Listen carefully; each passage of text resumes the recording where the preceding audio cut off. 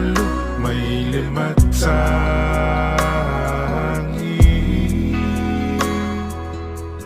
ha o tu matangi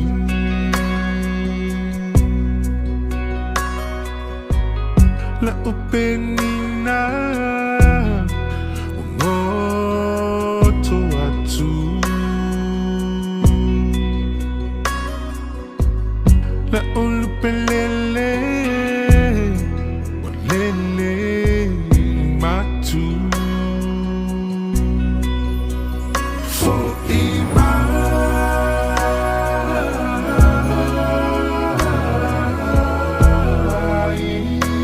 lo utama pelena for ima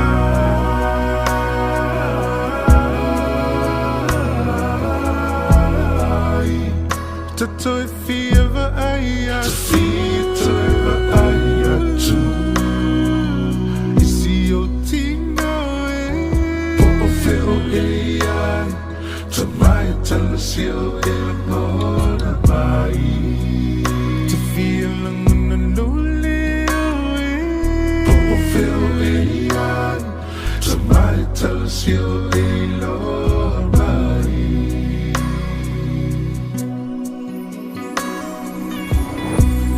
Mana tua long masan Pe a umana tua fiafi Fa ai u ise upua popo au I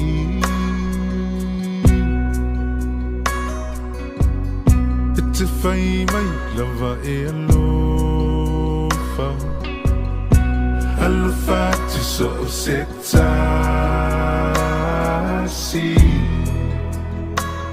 Po ufeo mai aile nei lalolani La ufana upeleino La oto fea alufani La mana tua latina peleino Longa mali umatangi For ima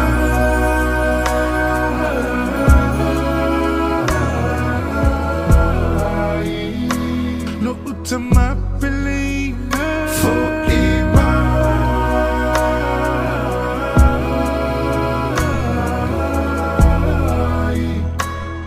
Te fieva aia Te fieva aia tu Isi o tino e Po o feo e ai Ta mai tala sio e la mona mai Te fia languna loli o e Po o feo e ai Ta mai tala sio e la mai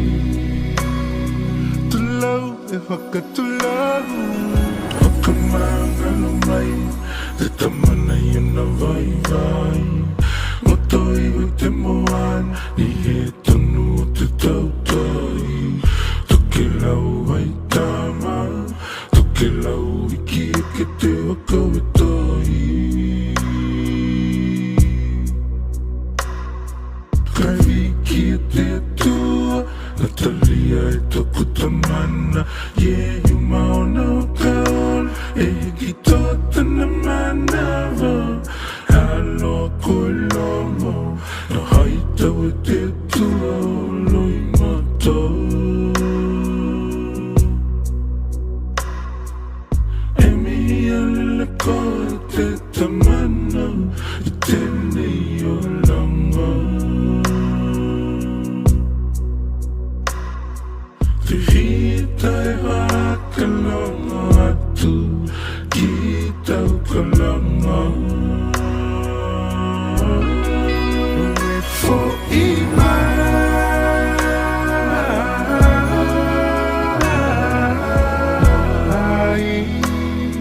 Te mapelena For ima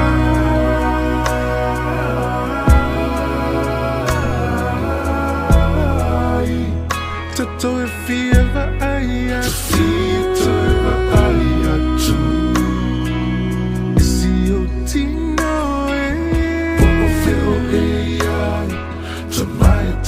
sio e lola mai It's a me seeing lonely Popo feo e iai Somebody tell us sio e lola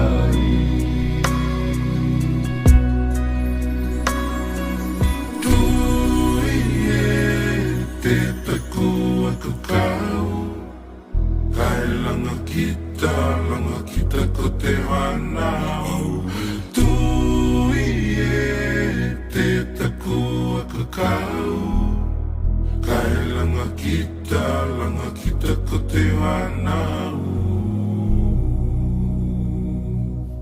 E te aloha E mai ngatai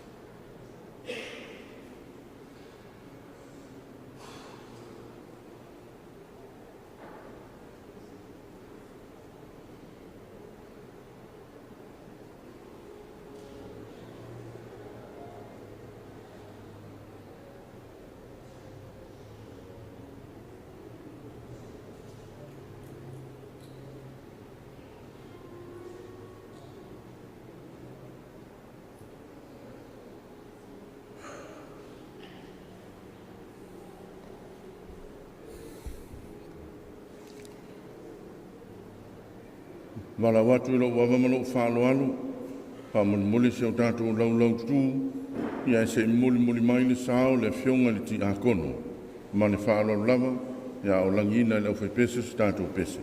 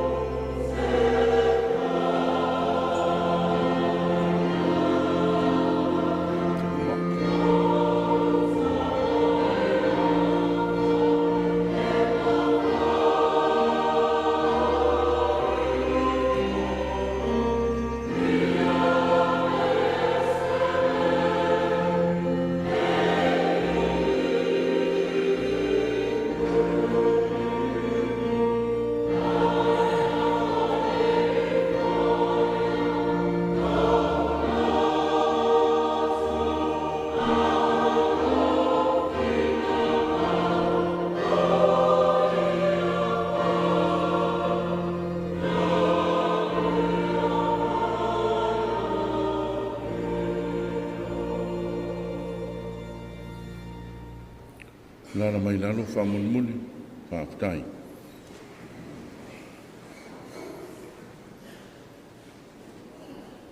Au te leitau Sofia to enga o le malama. O le ata uia ina o mua i whaatu loa Iesu i lo fio i le saklameta o le lofa. Le loa fioanga pa ia i le tāpena kulo, ulou. Manatu le nei aso. E ui lava ina o lua pupu o ngua lava. Lea ngai o fiti maupulonga, a lea nganga mafitia. E tā ofi leo sila manino le alofa le tua e ala ino tau a fio mai ma le tala mai o ao. I le soifua manuia ma le langi e mama whaafetai le tua. Ula ilo wama malo whaaloalo se i whaafeiloa i le mkua e ma le mawalunga o le neia fiafi.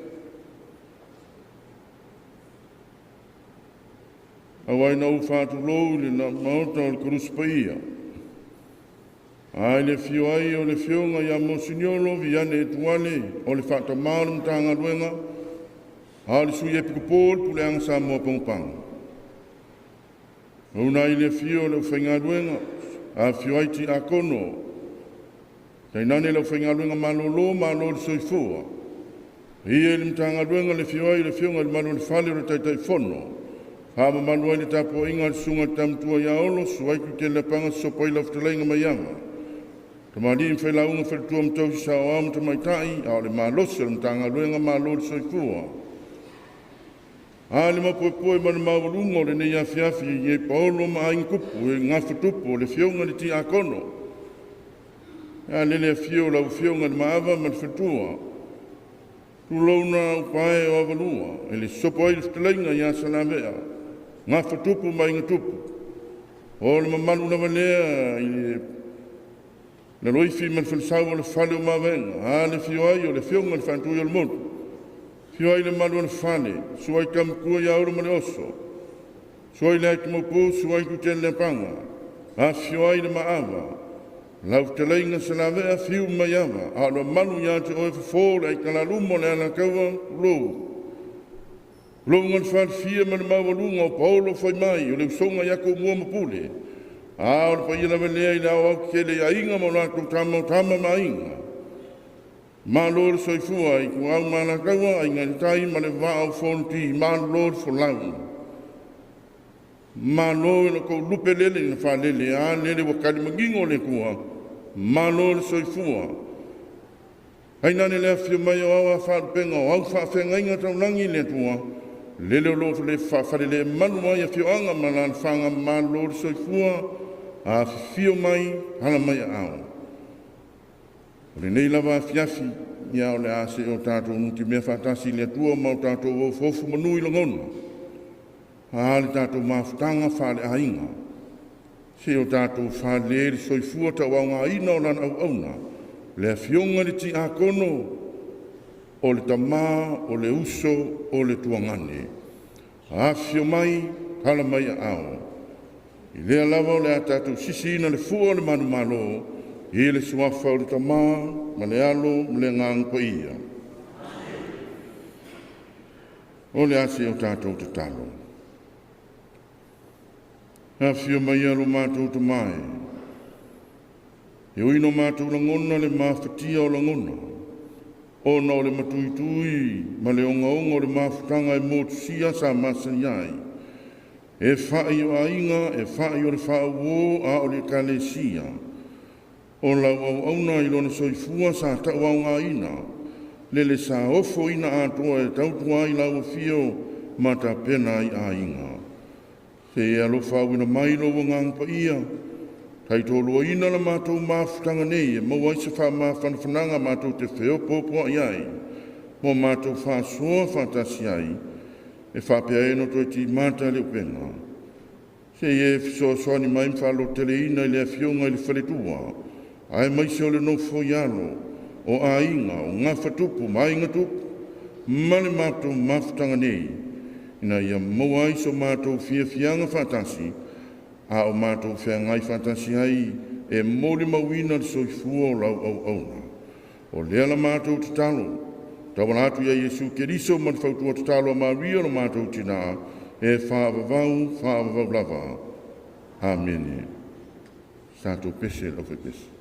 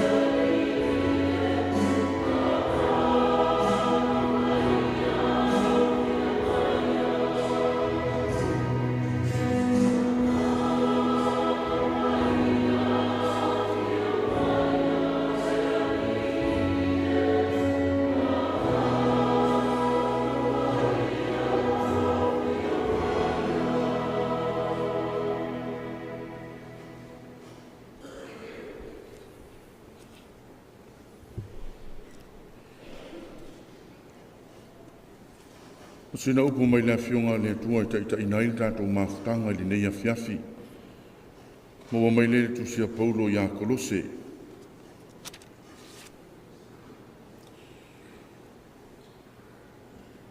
O le nei, ia o ofu o tau i le alofa muti vale ma le anga li lei, ma le loto mawalalo ma le anga malu, ma le onosai, whape o e ua filifilia e le atua, o e ua paia ma ua alofaina. Ia whewha palpaleai, ma ia wha mangaloai o tau. Pea whai wanga le anga ina stasi. Whape ona wha mangalu mai le li ia te o tau. Ia whape foi o tau. A o le alofa, e lautua lea i nei mea uma, o le fusi lea e atoa ona le leiai. O a fionga a le ali.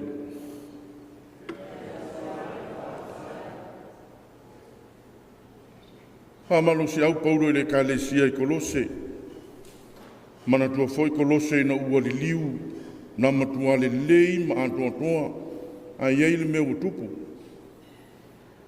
Wa iei lui o le tala inga. Wa iei lau tau fasi se o mai e tau sui le mawhau le kalesia i Kolose. A le anto e whamanatu iei Paulo Kolose. O fu le whātua. O fu le whapalpaleai, o fu le ono sai, o fu le alofa, o fu le whamaoni. A tau tisia mea ia, e le mawhai o na se ese le whātua. Doesn't that sound familiar to all of us? E leo le nā ea leo lo iai le nevai tau. I le whātua ma le whamaoni o lo iai e tele i o lona lui o soifuanga. A o lui e tau mawhai ai e whaase se ai tātou uma. O mai ale nei whai taunga. A wā a whai sa masani le nei tātou ma le soifua o le fionga le ti a kono. O ofu mai ana ofu aistoina. O no sai, whamahoni, whapalepale, alofa. Ioe o ia lava o le tangata, iai le teimi e vai ai, a o le mātele o lona o ngā. A inga, ia o se teimi tau mawhaisa ta mori mau, i le whaai ui o le mākutanga. A o whenga iai ma le uso. A o inga ia o mai ele tūsire nei a Kolose.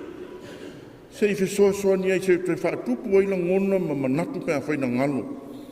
O wā o la e uma ia o le usore i ona fōringa, ma lona tino atoa, ma le whaonga ina o le soifua ma le ona. Ia, li mataita ina ili tātou mawhutanga le nei aso o au ma lau whai family service. Tanga le pelo, langa le pelo e le manga iei si me sa waikua, a le pelo umi. Langa a umi lo lau pelo, kaunle omi e i lo ke fongi i lo wingo kaunga finish. Na ova le peranga ki a kongo tangata o sua. Ona winga maalie ia. Ia i le whakfuela e peronga pe pero ia lea. O lona winga o lau whamalu si au. E tatau ona tofu tātou ma le mori mau. A wā a whai o tau mwhai mai le neia fiasi. O tali tonu ina i le ai seisi o tātou e le i pai ai le soifua o le neito ina. A o soifua ai. Ia, maua le awa noa mo na ia tātou mori mau. Ia, e o foi nise fia momori vale alofo le nei a fiafi, ia o le tātou a fiafi le nei. Ia, a inga, wala watu le whaloaro, ia se tapena le sao le fionga ti a kono.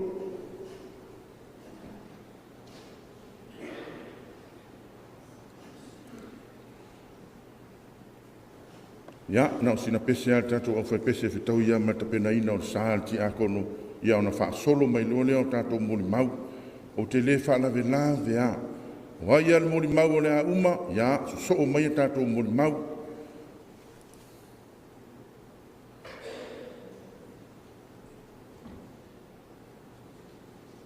O le tātou sauninga i le au le iwa, o lona winga o le valu. Le anga i te tau o na toe momori le fionga ti a kono, ia i le whalemai, o te taitonu o iei foi tūlanga whātula whanoina le whalemai.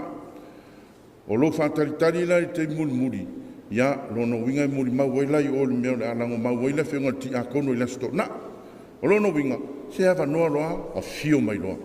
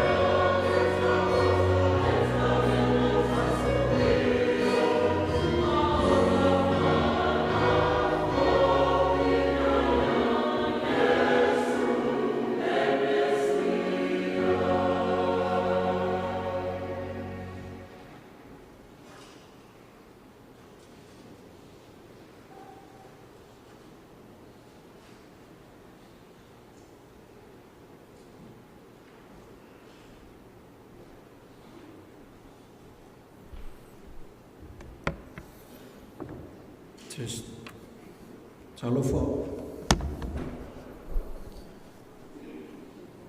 Ua talanga pausi le so, ua pafunga le a e pe o le whaiva o se ngungu. Ua kalakua walu foi lau o le fo, o awa li kia fungo le paia mal maru a fia, e mal maru kapua i o le kua i leonge kuris paia. O ke moa i whakulou, le fio Yesu no whangalilo, fio ka mapule mkangaluenga, na fionga so i pupo mo singiolu, i ane tu mon wau. Su le fionga ki a kongo, e so a foa, su sunga le whawhengainga, te roma le whaitua e mese a whaingaluenga, malolo mung malo, kai ngange le fio lalo a fongo. Ua paua ingeri kwa oma wha malu le fio mai o ainga, o mai masangi. Ua mawalunga le so, o le ua whakasi mai le whaingaluenga le kua. O pa ia le fianga la le koe waua ise whamkalanga le kali. Le ua umanga palango le fionga ki a kongu. Ngungu ia pa ia i koko uli, mo koko singa. O la ku mka whai ukosi leo. Ula ia ma le whai keke, kaukala whai mali mingau. Se kamwhai aku, se muli mau e winga le maa mawhakanga ma se o ka maa. Olo ingo, Mikeli and Joseph, Kirifi tia, e o ngā tonua au le mātou whanaunga. Ua polis funu ngi kau sanga o lak soifua. Mo whai ai ngā aku i le kamaikai mai larungiu ma whalmalama. Ua ko lima ngien ma whangau, kasi rau ana wei, le lofa le li.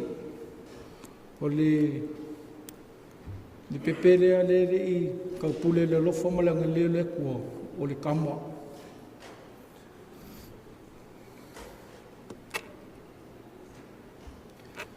Ai li malanga se o kama. Mau whaila o kama le la whaingoa ia. Lo kalilia, e pule lofa le kua e kua se inga mali ki ngā ianga ia. Ianga li soi ia se o kama, aka. Alau ka o ngā ia e whanmai ke mira. Le o me ai ngā maliu. E kalsia ia ia so i se o kama.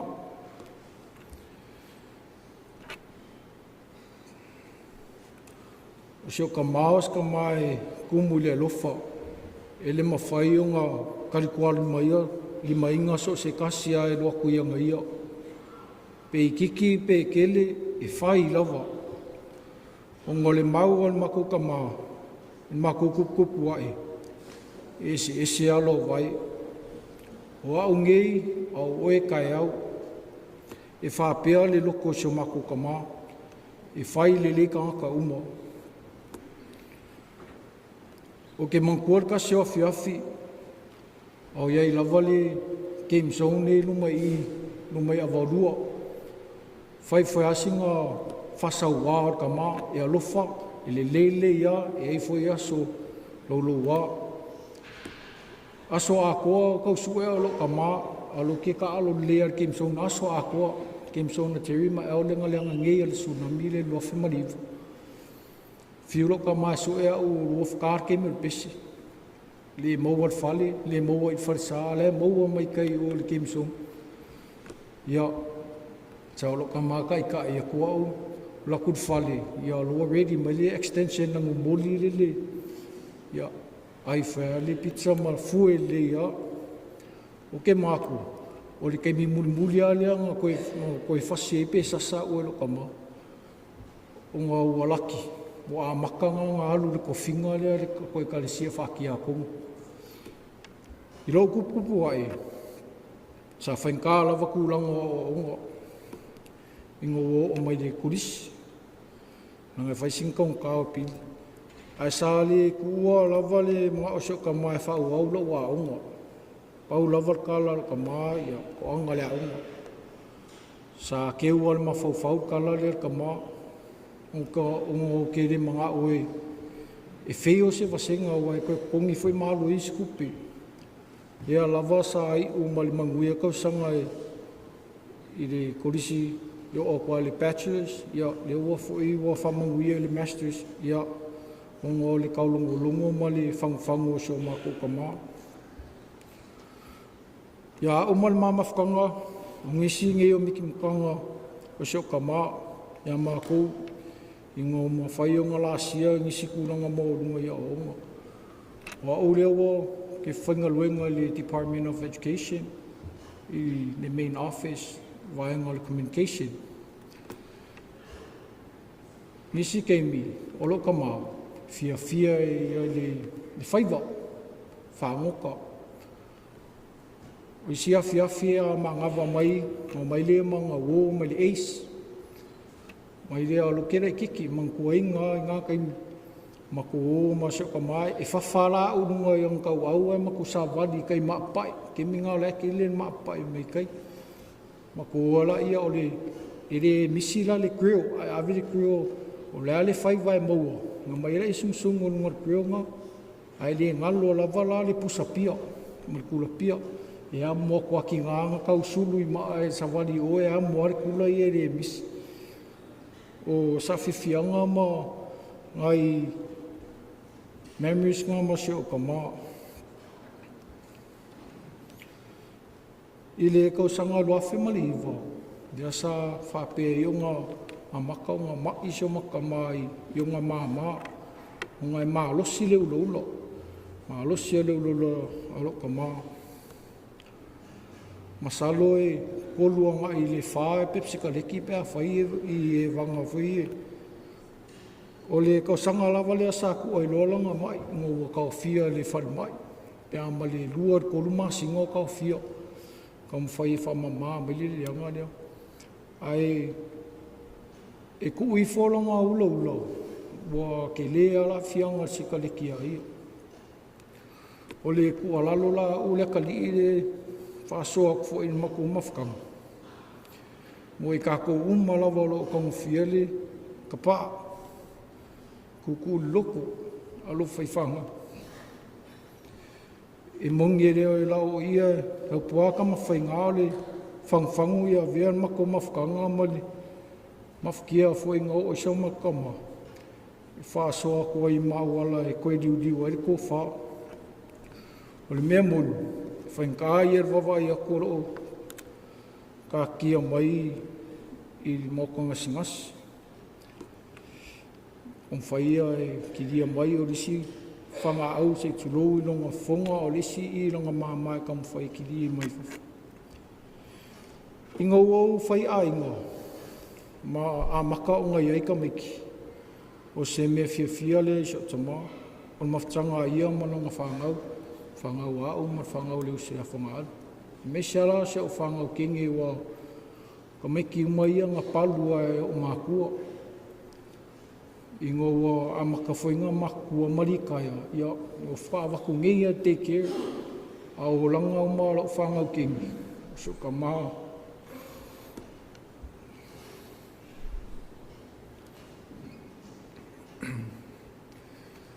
Ele o le laswa whakaitau sanga le ngā mawai, right after Thanksgiving, ia mauso e langa asthma attack le waweau, ke ia lo ke mo e waweau se meo le lua, ai whake ia le kuiku ia lo ki ngā, o le ka mawhai e whailanga mā ngawa, whiu e kua koele nebulizer, e le o work a le treatment ia ngai ia, o laki ia, le uso ia ke le meke, vidi wawe mai ngā whakope koele i e mass, ma waku le kange, whai e konga whikinga ni ngā aua i ar whaimai.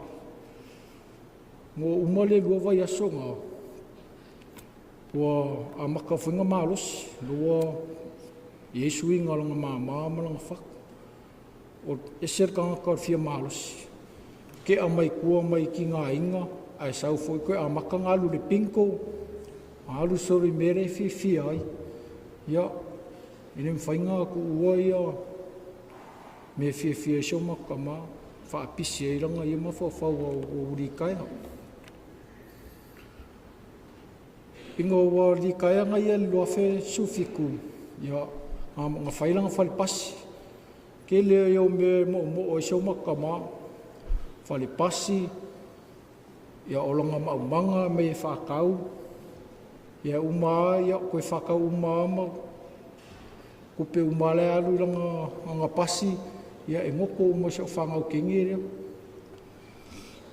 O le pole Christmas Eve, ma fia sau ar ka maluku, e o whai aku ai, e malo lōlanga e mo ia, e le o lavas ngā malos, whakake a kuanga i kua marwhalma, ngā fwoi lepe pesi, fwoi le flu, e wawea a fia i longa māma,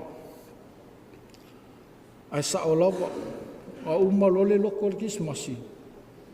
Mako mai, aveanga mea lofa, maka maia, o le mea lofa silia loka maia, o le kupe. Fia arko inga i kupe. Waka ar kupe aka ko inga wai kelea me mga oi. Ia ar kupe uma ai whaking oi.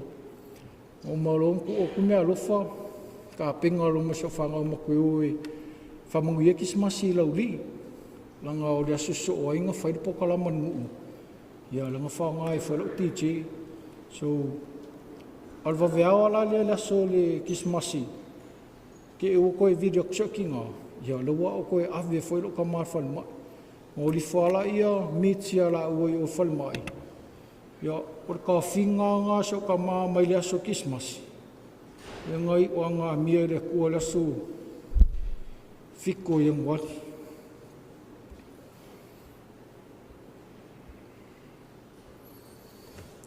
I le aso mafua le aso ongo i ngwari.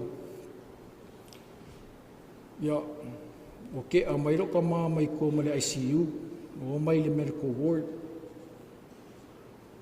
Pa o le kaimi a koa le ngā ka whia mai Christmasi, ma back and forth a le ICU, mai le medical ward, a maka whainga ngā treatment i langa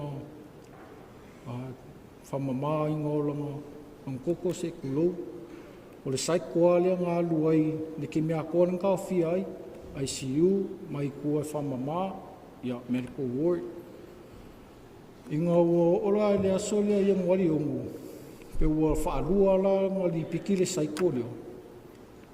Ia, ka whia i roi ka manga i ngā medical ward. So skemi ala mako a koe asi. O ka lar ko inga. O ngā ia e whia saut whali. O ngā ia ua ready e saut whali.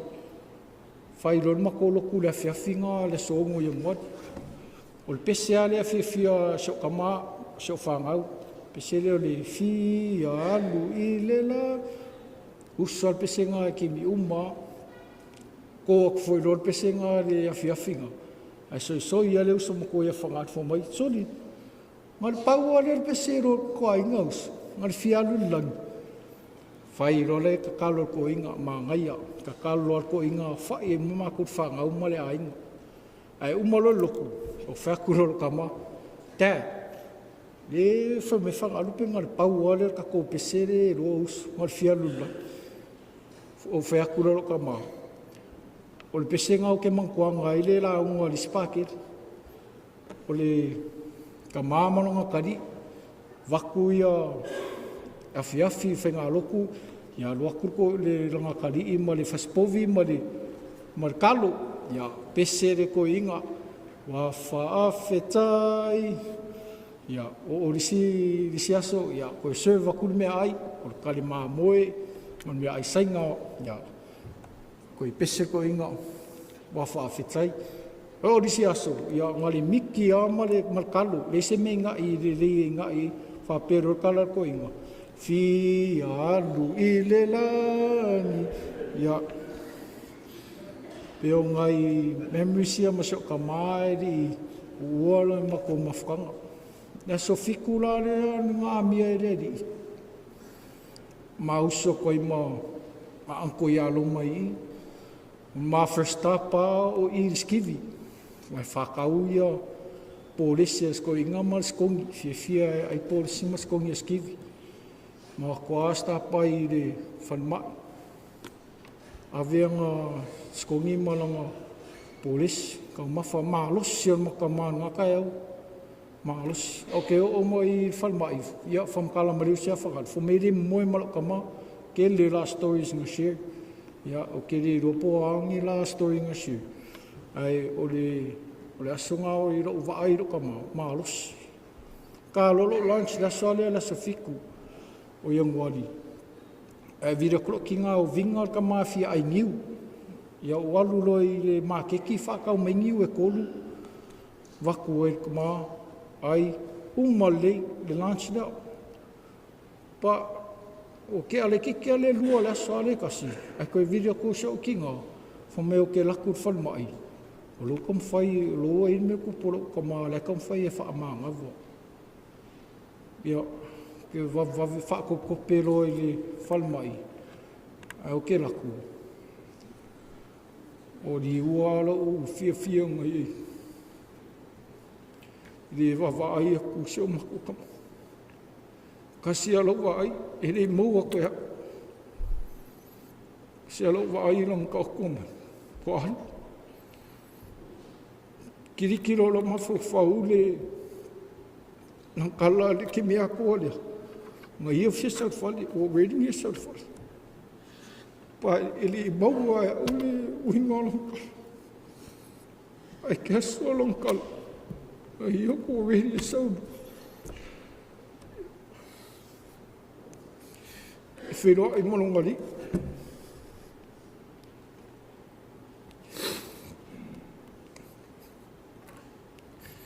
whawhakahi lea kua, ska maha ua sidi. Sangurue pōngoa i mas mangi o mako whanga. A le o kari whale lea koe ngalu e ngam karsanga sa makama. Le o mako mangui ai. Tea, o le amisia oi karsanga mafkanga. E le masasalo fo e longi kanka, whenga malanga sa makama. Le o mea le kua, o lo kui lamanga o whakau. Au aunga whinga lo le kua.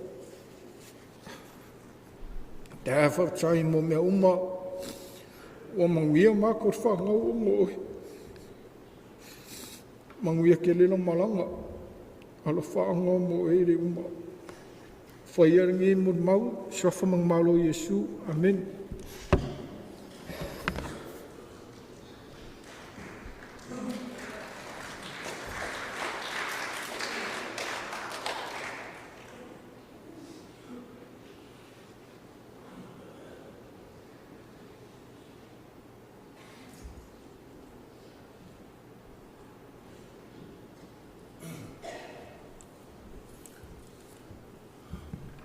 Okay, o muongo whakulou le manu marusa, le fio kula fio ngal ki a kongo. Pa ia lawa le au whaingolunga kofi le kua le kako kurus pa ia fio le fio ngal mosignolo, fio i foi, fio ngal pakele, fio foi le fio ngal, whaingainga kaulangi kui kele vai. A fio ai a fio nga ki a kongo mo la to faltua. Ai me kai ngangi ko miki ma le la wa fong lo. Okay. Fa ku lo fo i pa ia la fio. Le fio mai la fio ngal malu fale fio ngal maava. Ai pa ia la vale la loifi mal forsau mal fale ma venga. E fio ai kui kele o fa kui o mo. Su ai fai vai o malu o fale. Su ai kama makua ia olo mo le oso. Su ai a venga lio. Su ai kui kele panga. Su ai fio ngal maava. Su ai fiklainga kua ia salavea mo salavea. Ma le vai o koko ia fio mal maiava. Fakulo foi pa ia o ainga ngalua. E mise se upolo wha malmalunga o ke maluai. Ku e whao sa mua kulo. O pa ia lao sa mua le ale o ai se wha makalanga wa. Pe o ke o ai pe o ke le o ai. O pa ia lava mai le wavau se o le wha wavau. E le ko e se poko ngake ko e suia. Kulo.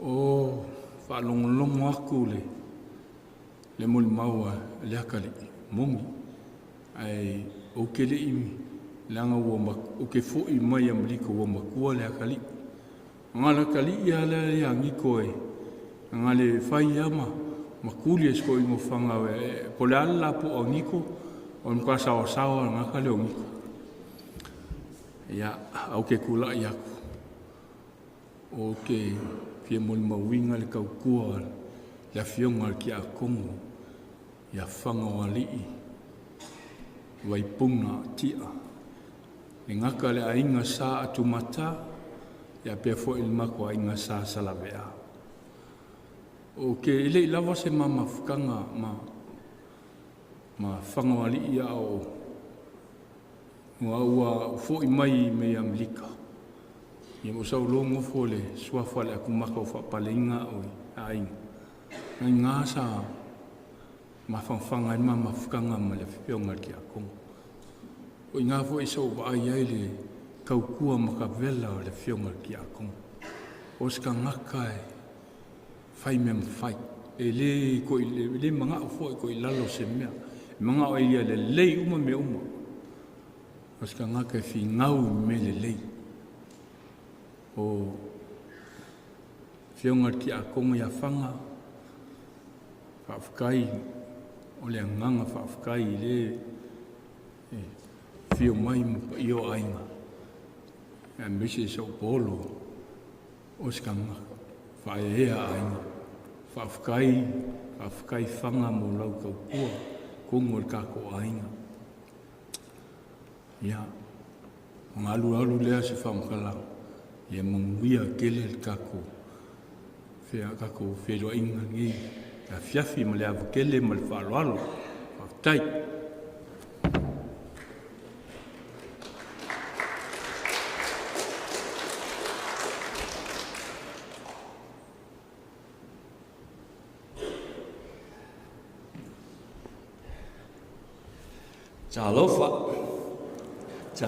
Talofa, ea e tuinatis mo mau leuso o lo swafo Vaipuna ia feta, ea o maua ma leuso.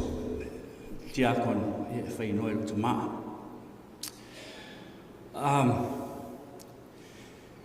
O maia o mātua ia, ele sunga koanga inge o kalvau, ia sa tausi mai luna ia mātou I mausang fau. O mātua tonga sa lota iti. Ia o le favorite a lea lo tamaa le usmea Vaipuna. E le paula tangata matua inga e le oso nutu. E le elo tea fai lo tamaa. Pau fai tangata e ingu. E le lo tea whare o tamaa. Tangata whaalono, o a ole wii, sa avea ia mauso matua ia mātou. I tausanga I Wispuru, le tangata talengia kia le mele ai la wafi. Au te tupua o te vaia e sa uniana, he always practiced lesi tua whale. He performs at the Rainmaker Hotel. You know, he's a very talented person. Kalengiha le ngoa. E se afiafi, wa uma whaatonu tama. A wani I toi whaiau o a onga aila wafi le tūle whale. Ua mū solon mato mutia tūlo. O nāe whaiau na aila wafi. E se afiafi. Malanga te mamatina se whea. Ia sa oso le noto e whai lona practice aila wafi au tawhar whare. E tō ia tau nuku mero te mamatina, ai to e mū fui le vau. A lau teno whanu fui le tū le mata. O te ia le alu o te nia le no ia. Factu ia o e mere, a unika alo le afi, ka alo le afi.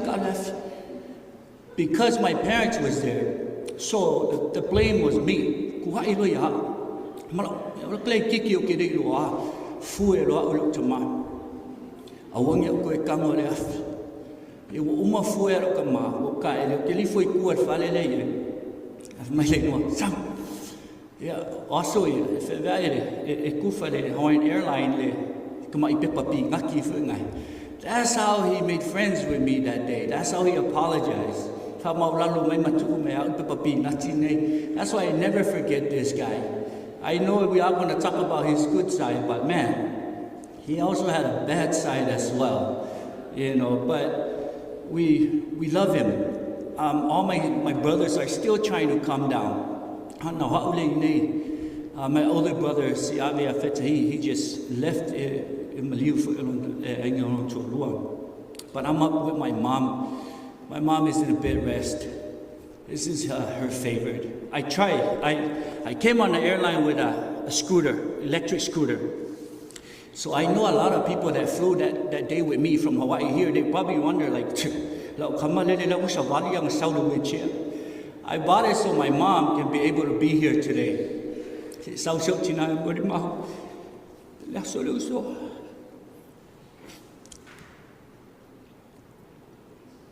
I beg her. I have tried all kind of ways to put her on a wheelchair.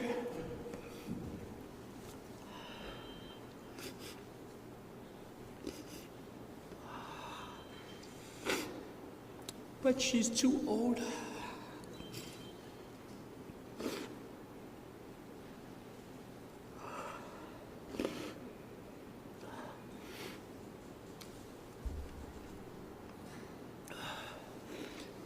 But I'm here today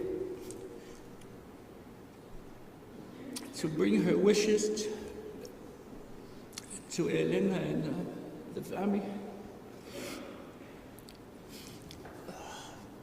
Maua'i Vaipuna, he never stopped coming up to see my mom and my dad. O ia foi foa whawhitau ia matua ina I mapsam fo. Se mea he tupu ami atu. O ia foa te leo whawhitau.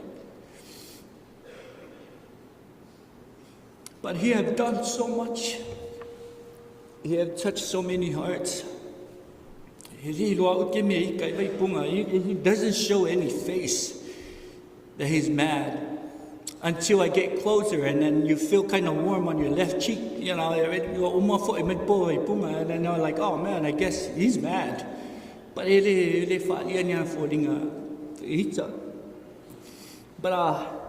dear in our family. We love him. And I hope all my siblings will be here, because he grew up from his youth all the way till he was married. And then he came here, Leone. He was a Leone. I'm so grateful for Leone people for accepting him, raising him as well. He's a church man, all because of Leone people. And we're so grateful for you guys' love and support.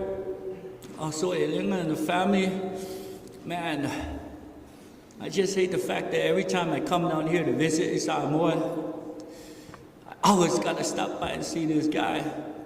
Sometimes we're so quick to leave and we don't get a chance to see him, but we always felt that when we're on the plane, we're like, oh man, you know, but my sister's funeral was the last time that I get to talk with him and talk story, and I'm grateful for that opportunity. Children, this is time to you never know. Tomorrow is never promised. I regret I lost my father, but I didn't have a chance to pay him back and prove him for everything they have done for me. But this is a time to show how much you're grateful to your parents. And Elena, we love you.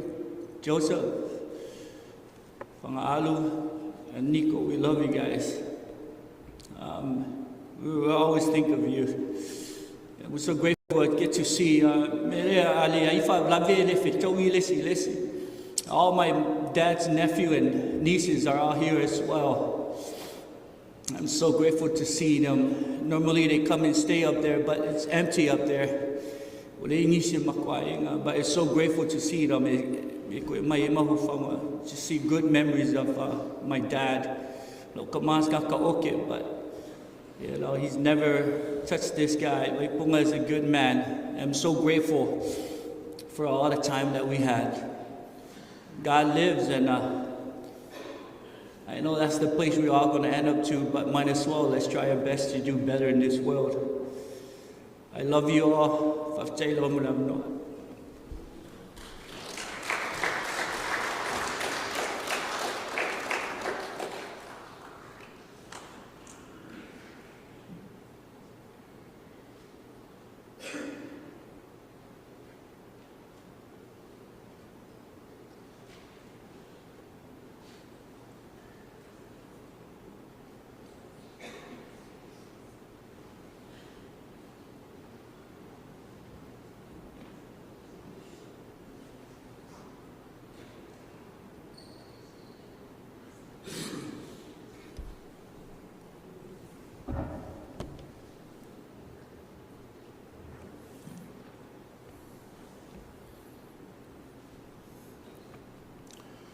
Ile suafa mamalu o le atua le tamā, le alo ma le anganga paia. E o whalofa mwhawhiloi mwhatalo whatuai. I le paia ma walunga o le tāpua inga mamalu I le atua I le nei fiafi. Ai au te lei tau tala I se upu tulou, o te moai moli te whamalo ma te whawhtai whionga li te akono tai o sauninga o te whawhelai foi mo whatalofa i le anganga whaloana o au o Maua'i tia sola uso tia Kirifi o au le uso matua o le te akono ai o te le whaia se tala lata mai ai o te tau mawhaia watu se na short history diskai ai au na o whawhelai mo whataro whatu paiali pa o lunga o le tāpuainga whio le moseniolo aki e pō whionga pātele senga foi o te akono ia e mai se paia māwalunga o reo paia whioi o le tala le lei tā lofa lava whai foi musui o ainga na lua o le ainga tamā ma le ainga tina sia mai le whionga ia tautua le au ka pia foi stalenga ia Maua'i ma paia o ainga na lua mai mo tele salafai ia wha pia foi tūmua wha wheiloi ni wha taro wha tuai whionga le malo le whale la whionga whaiwai ia o le maulunga lava lea wā le whio tutele o le whatu tasi lo motu ia te nane foi le maulunga o lato rua tamu matua oro mo le oso ia maulunga wā lea ti maupū paisi foi le maulunga ma awa ia te leinga se la vea te leinga tu mata lea whaingtau whatoto tausi vatele a wata maia ia le maulunga o le ala taua ia e lenga whatia taulima se tala lea nga whaingtau foi maulunga sua ma le vai whanua e maiselo nao o te tele ia tu mua malmotu ia whatui o le motu ia o le maulunga o le neipo ia o le tupu maunai e whawheloi mi whatalo whatuai i le sua whamalu o le atua le tamale alo ma le ngampa ia whawheloi foi no mātou wainga le ftalenga i le tauso a tumata ia whapea foi le pai o le ainga mai si foi le whalitua ia Elena ia le whanau ia malpaia o le tātou ainga i le on nei malo se fua malo le lange ma ia o le tele o le mātou ainga le i e loe le i uma mai o na o lewa tāo fia le alawa tau nu mai si anafi ia me hoi le lea ngai le mātitiva o le maua le pāsese masau ia le whamarurua tuai ia a whaingofia foi la ngoinge ia le kauanga o ka mai ki o mikedi whaingofia i ele ngana ai ane le a fio mai o ka mai ai o sina tala pupu o le o langa o le uso lea o Vaipuna e longa se wha lua kou whalima e lona ono i whanau e toa iwa le whanau au mātou mātua ai sfurtasi e lua whanau vai tama tulou. E matua lale vai tama o teine ua maliu. So o toi malesi teine ua maliu. So lo maa e lona tolu au whanau. O lona winga. O lalo umai whaoa. Ia ua ila whatunuma. Wa matua la. Wa maliu ma leo matua. O Vaipuna na soifua mai tia mea tai le ai. Le au au tau sisi le tausanga le a wheona sumatasi. Le sao au elena. Ma le nofo elena malitari a tole. Talanga o tamalea. E maalia le ola mai o tamalea turou. O le tai au pola wa. Ia le ango ina punga mai e matangi. Lea leina tau le tū leo tama le mtamtangi. E oi, vai ale le fia mai o le malu le whale mu, pa i o sauninga. O le mātou wa inga, o le malai o le fionga ia tūtua le au o malai. O le ai le la potipoto e pei o le nu o le pea. Whape na fōlinga o le malai lea e le whana o le tamalea. I le tae au pōla wa. Ia ai sau loa le tala mai tai le sipito le mātou ainga. Ua tulou le ngana o whati ngā le si teineri lo matua le mātou ainga. O i talangi o le mātou whale e iei le lo matua o le whato sanga leo le mātou ainga.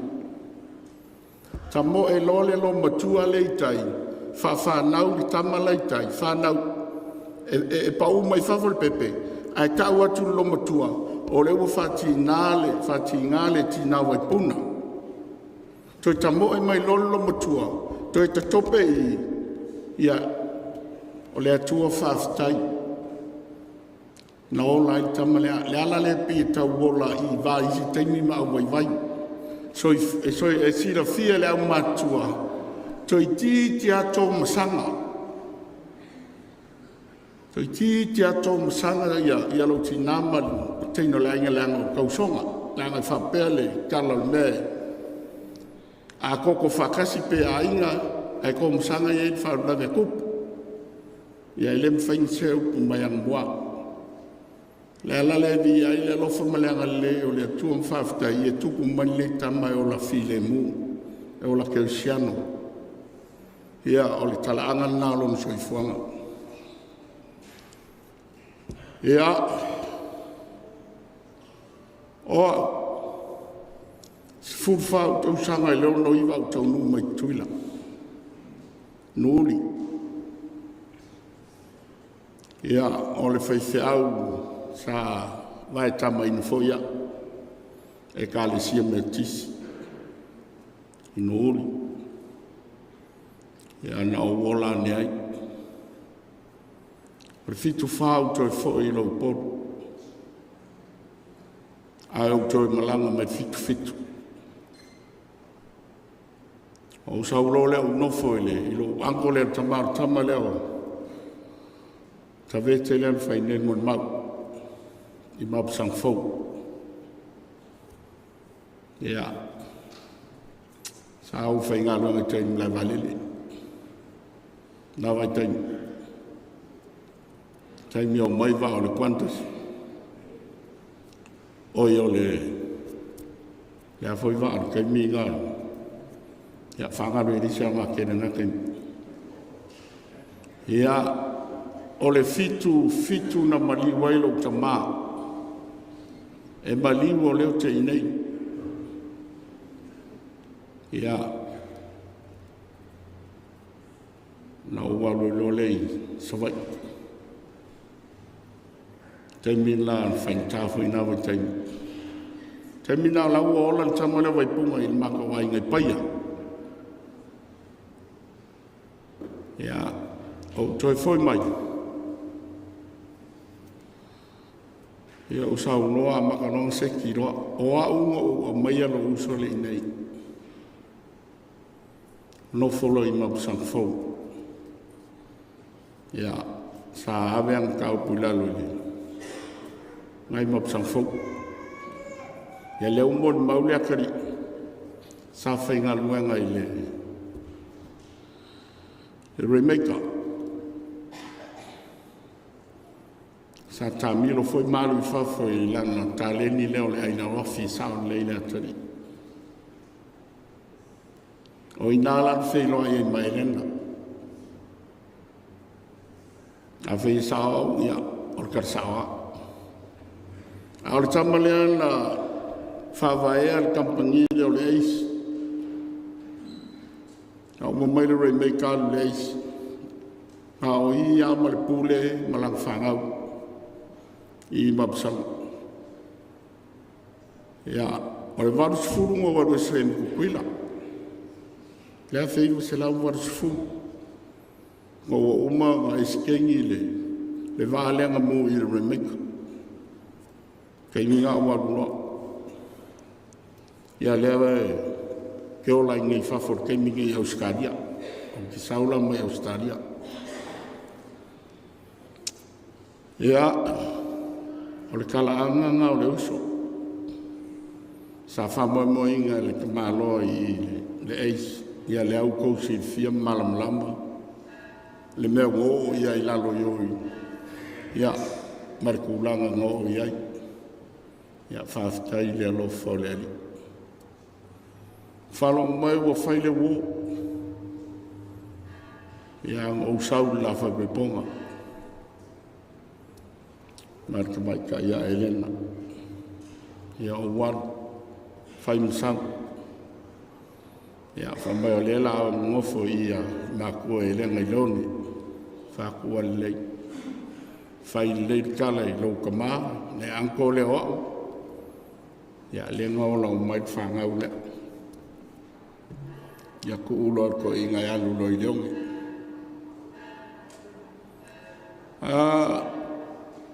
Inga ua le malo ka mai angiko. Ai vili aku roar ka malo e kia brada. Whakoea. Le ua whailo makai e le ai. Whak take it.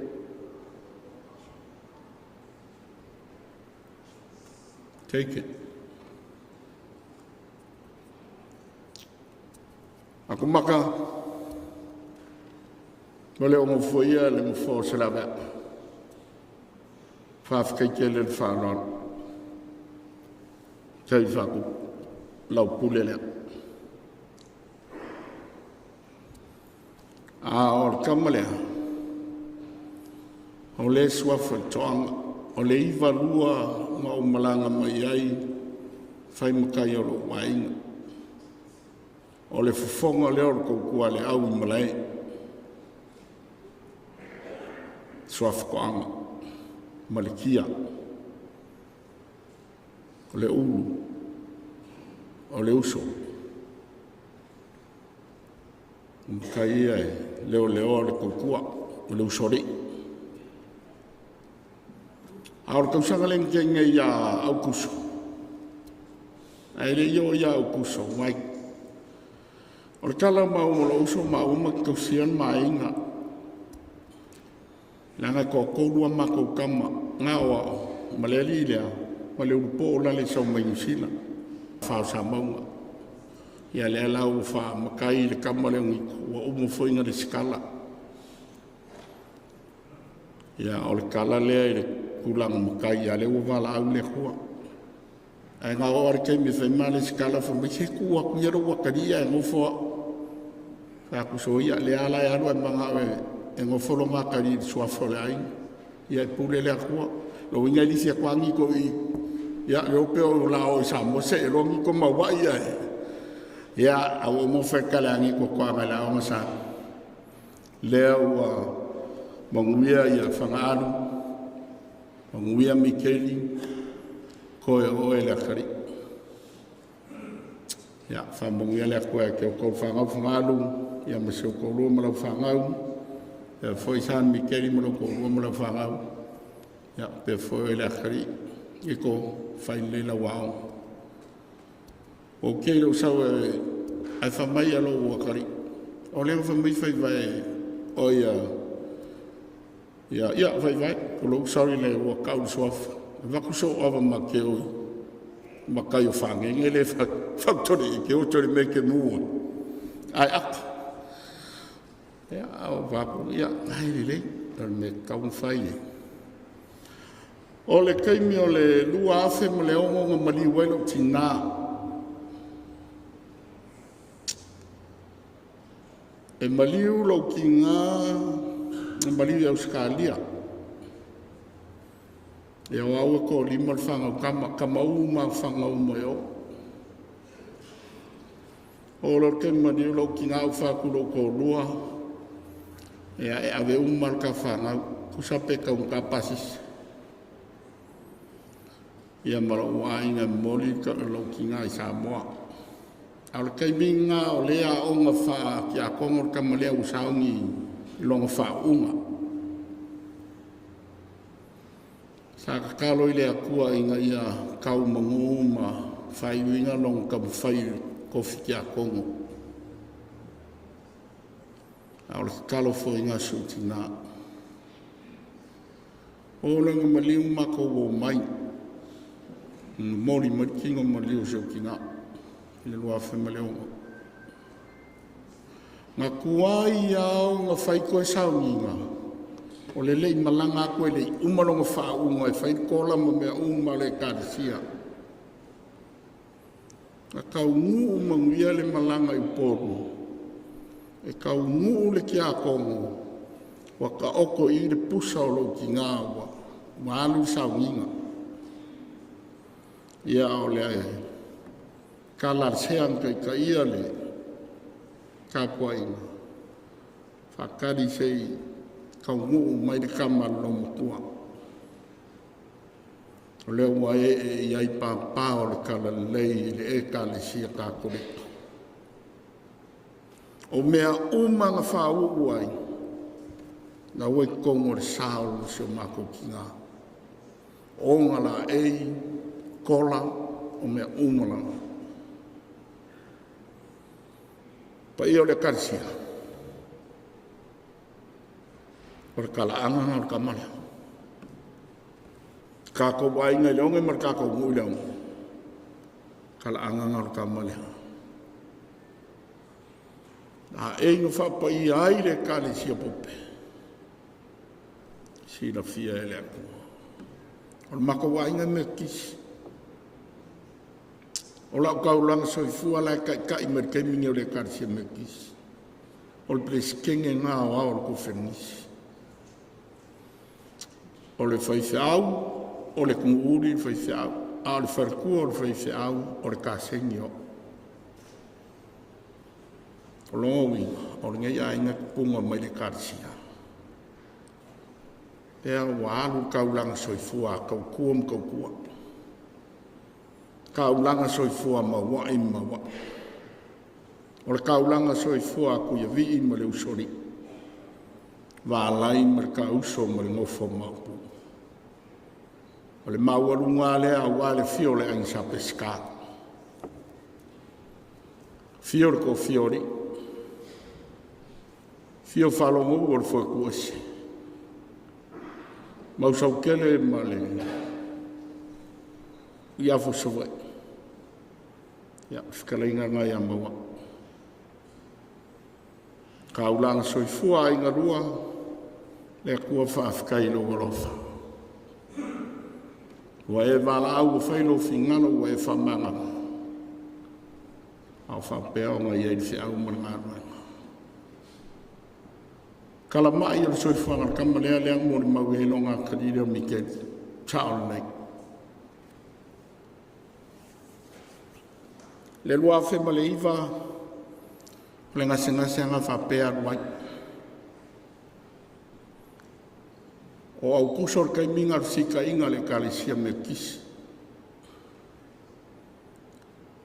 Ia au kai minga la ola ke vaian mako e kalisia. O ngā o le whailau ngol kala lei, kalisia me kisi. o foi o failo kusi o le lo o si ki ale ma ko fai fiau i sila ai si ki aku kama fanga kongo mar kenge fanga kongo fai fiau i pele konge i Australia kai binga ku fo nga luenga o au la lau ke kausia Maua'i nga luenga fa ka di kai me ka ngu fai fiau ai longo aku roa wa mafakia mki ngainga ko vili aku wai le ICU nga o resign malau nga luenga e ke ale whaile wa veao i le kaimia mako a koe kangi telefongi o lo kua finge wa vili aku wa i le kulanga whale kongi o lau kalang whai ai ia o kou whakua kua makari kongu i le kua e le mawhai o ngā oualuaku e le i whakaunuinga le wala uinga o le akua o leo ke waia na ngā ruenga o le asko ngā i kaungu u le whaiwhiau a mai e o ngā whakaungu kiu ke mwhaiwai masangi e le kāresia o ngā oualuaku le asa a lau kala whai aku le kakoa inga maukou e le oki Vaipunga na ngai le mwhaingo kua ngā ruenga ngā wala au waifoia Vaipunga ngā wala au foi e le kua la ngā ruenga a whailau ke le usika i le kua ngā ngā ulunga o le ea oki mu Vaipunga ngā oki le o ia le kaungu ngā ruenga i o le kaungu mai au kukuila a ia u kukari koumu la ukala le whaia e le oki o ke kaungu o kua o le malosi a mal vai vai ngai e ngā o ke o kua longa ia a le wau markami kaungu mai a sau loa sau whakai sau le mo le mau ki ngā e lenga mal whangau le sa o le ki ngā inga mal mawhiki ngā ua tāku kako a inga wā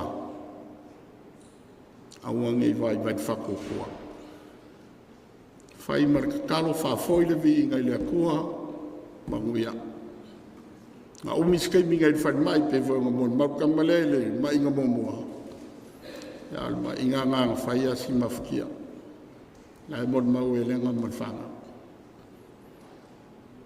ele i uma nga ruenga finga lo ile ko nga kai ya pe kayang ya ora fai or kai mile ale akua or kai mile akua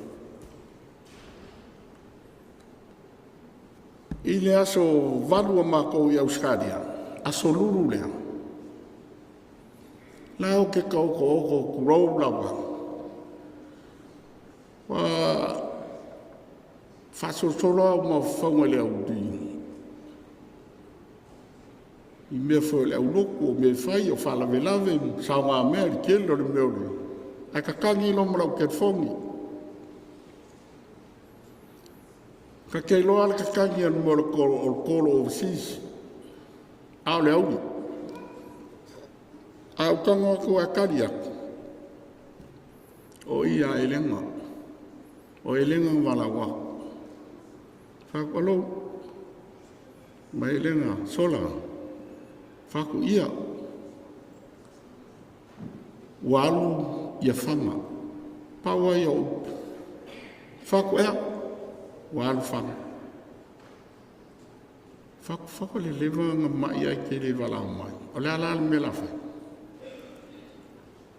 ia fakari o kaumu aku le sa a le so lulu le ia mako ma walau koe ai kuso le aso fiku nga inye a le aso valu ia mako ai uma le niuia ai kakangi ke fongi ai vilia ia lo uso makala ngoa lo fa lo mai nga e esa kala ngoa pe e ungi mea O whaku se vai mea ngolo solo mai. Ai whamailang kala e kia. Prera. O leo kei whanma. Whaku ea. Mai o leo kei whanma. Whaku sole kalo whai a oi leo so. Lala sau whalu. O le feo lolo. Tāpsi e le ro whaku ia kakalo. Lo kele. Kakalo ku foi mo oe. A olanga kala mo whai mai kia. Prada.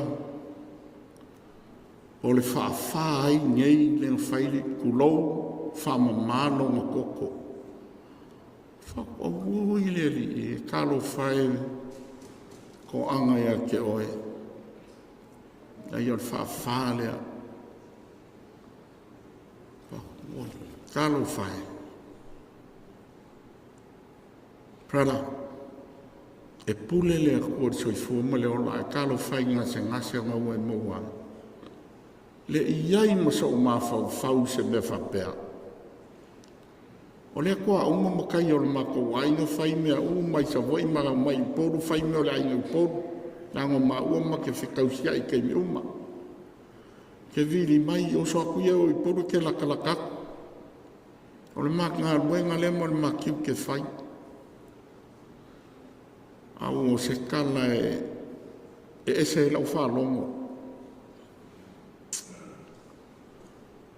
Ia makala ngoa le ma se o uso ai keu whi mai e kia vai. O le uo mai le asingo a uo le aki e po leo mai ma ki a kongo. Ai o ki koe vili aku ia ki oe whesi kakala. Aku prala le laka kalo aku ai koe vili mai. O le makala ngoanga muri ngā ma le uso lea. Ai vili aku loa e le ngā umarimu.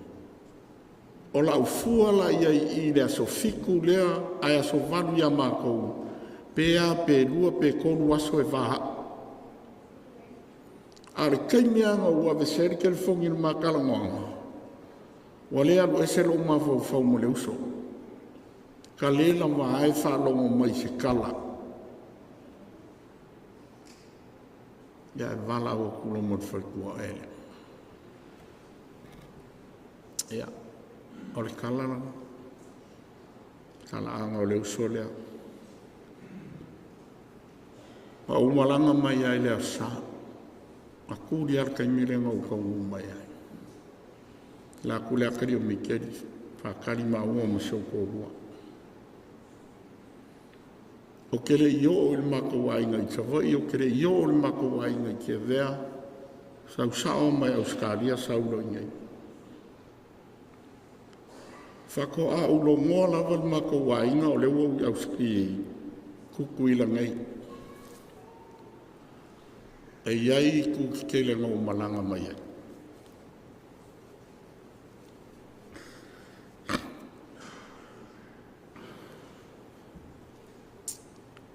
Ia e peka iang. Kai kong foi wa leo o singalo leo le kua. Sa usau e vakuro uso. Ke le kapa i sesi o lo wainga. Nga ngai mongi le alofa. Usau e vakuro uso ka okoi. Whakasi mauma makua.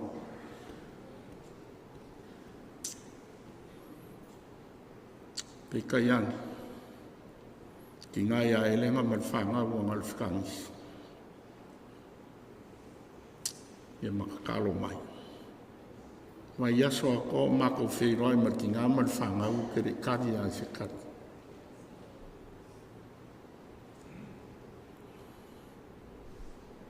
Ia ngau karangolo le i e whangau. Ia longo sa o ko wai. Se o ma whalem ma whaita. Le angol whangau le ma ke whiroi. Ia awakul kou whai le whionga re sa. Whikalainga le kausu. Ia. ma ke whailoa i le lawa pol mau. I le whai ungol vai aso. E o inga anga ma whailoa i ai. O savaria lava mau ia la whakamari i ku maanga masangi mau o lunga waso whapenga. Ia anuia i ai loa whaile ma kala ma whailoa i ma le alisa. Ia peka yang. Ia o lea foi whamu moe. Kakalo mai foi kilo le kaukua makavela. A o se au o nganga i kukongo le ainga. Ai maiso le kale sia whapea ma le fioanga manu. Ia inga ua kalai ale ko whai aku makai. Ka oko inga ukai malai loa. Whakoa o ioea i loa. O ioea i loa i le. Sio ngai sao ma le whangau ma ki ngai ailenga ma le ainga. Whawhikai whaloa. Whawhikai loko whai ea i a Fagaoali'i. Po le whikalainga i a Maua'i por ko whai a koanga. O mori mau ngā o lo ko mori mau lang kau kua i lo ko ainga ku lou. Ku lou lang ai le nga whakauri mainga i sa ufama kalanga. A o pingia ngā o ki kari ko nguai o ngā mari kau kua leo songai. Ko e mo moli a ko e whawhakekele. Lau whikalainga por ko whakumaka whapele pa ia o le ainga. Ionga ku langa whalupe ma o ngai ku maurulunga whawhakaikele le whāloa. Whionga le malo le whale ma o ia foi kamakua e maise foi ala ma ku ki kele o le whioanga whawhakaikele le kou whāloa. Ka ilo kou whakupa. Whakauwaa le ngaka. Ai o lau kou whae aua. Kalai ele sa. O ele son kala. E mo mori le ngang whamalo ma le ngang whaftai. Kai foi pai o le karisia. Ia le ase au nganga foi ele ke a konga por euso.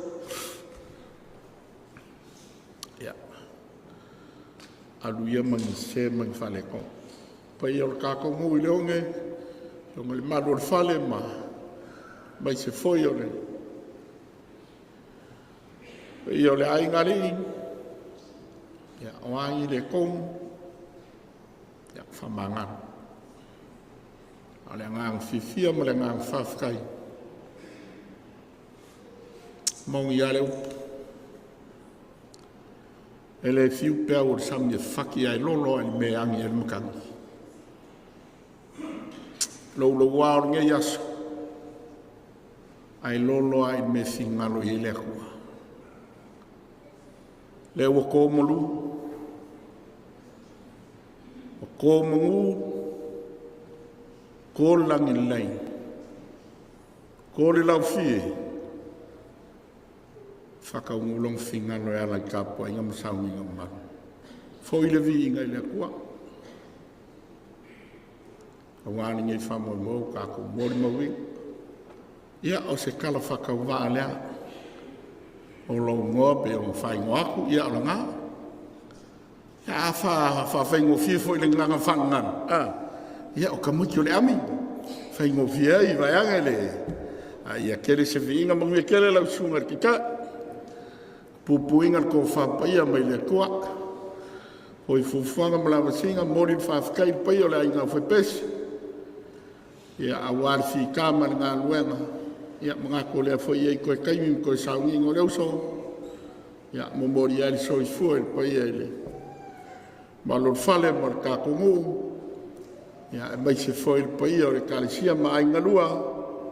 Ia e mai se whai a kako ainga kia vea ia ma sarafai ia ma nguia kele nge yaso ma lo whaaloalo whaftai.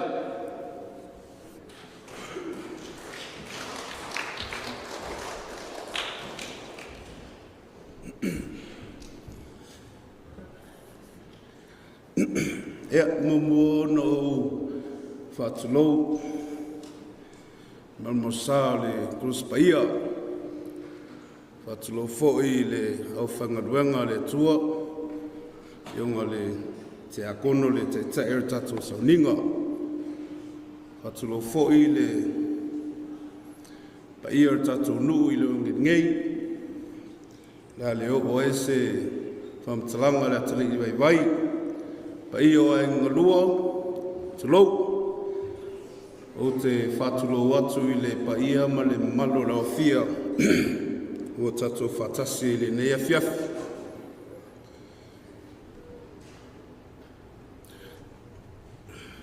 Ia o whangaalu la kalima kua to ina lea o te whaia vai o i whangaitua o loto lua o Mona Lisa le iatu ia e toa whās ma whanau o te manatu au tala noa i le mamawhtanga malotama e umar pōngei ngā wāwā i runga i, kua i kele au makala angama i māstoi ma shoka mā. Ia ngā roa awero ankore whukua o mangi a kur kele kim. Ia a la whapupu akurala o mun mau. E tolua nei mea tā ua o te tamwhai e whasoa atu. I lo tutupua e malo o leolanga fo i nei leone, ia masu matu tamā. O au le ulu matua, o au fo'i o le mame o luli le o le mako, le whangaungangia o makua. Ua whalua ngā sala le mako ia o makua ia, ingei leonge. Mnatu o lo sila fia le malu marpa ia o le awhia.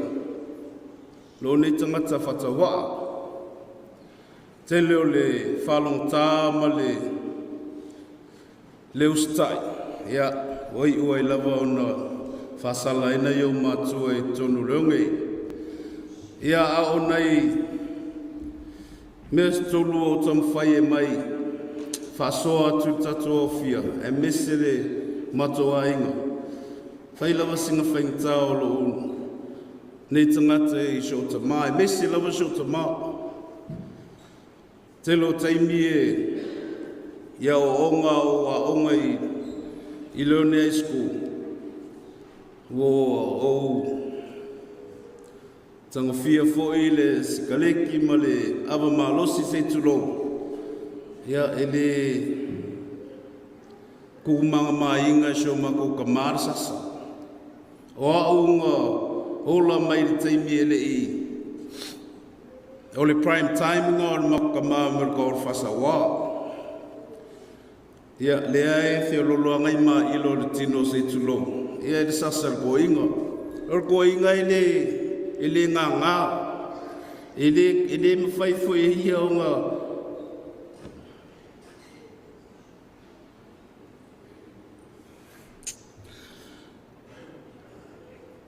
Ka ofi se me mongi. Sasa ungei, ho o le afiafi, koe whangoa koe mai, koe kuu luma, karangoa. Sasa ngei, vāsi ngā suskasi e whamaongi loko lumukua marko inga le afiafi, ho kai au koe whai koe sasa. Mea kau fusipau, e o i lava i le amo le umu, le whanga au se tulo, mea kau ko inga le pinge ia. Le walu le mawhtanga matamani. Le anga le tua e lofa o le tua. Sasa, kakalo, sasa, tatalo, ina ia maua silumana. Peo na utanoa tu e tolu nei me taua. O le aso sa tulia ia o mai suspend ia o mai I leongi au senga sputas ia le matu tina matua ia anga o maliu ia o silomo kuongo saufai ei aku kwema ia o kulia o mele aunga o loke alu o le aunga au kina walu se aunga o loke alu e mua le vau o leongi ko kolu e ma ko pe ko fa ma ko mengi leongi fai ane a miole le falongo ia ve kimi fe aunga ia saulo le silomo kua fai ko ingo ngiko makikielo mar ko inga yo au pule lua ia slave a ko fungu la kulos ko inga alu no ofisa fa mai malie mai se fa mole pule amo o le makingo foi ko ngolo ofisa ko inga ia slave a se fa mkala mai pole amo kuli ila o mare aunga ia uma fa mkala ko inga mea foi lo lai lunga I or farkaile ia boa ko ma ko se kasi foi ia ma ave mato ro ofisa ia o kingia os ko inga ia mai lo ila loi mai fale fa pela o le ale ka uar ko inga ro ka male ma vesere nga la ko lunga I leongi ia manga pa me ro ka ma ele I makala le foi ko ro ka mala o so me kawala ia o mofo fo I ko inga ko fa makala le ma saul balinga I lunga le aunga ia se kuloa o le vave lava o le leinga lo fai kingo o mo ko masau a masau le lo ko mo pasi foi lo basic training I or maro kene o ngol le lo ko mo ka lo ko mo mai lo ko mare ia o me ka o ko lo ko ma velo me ke misia jo ko ma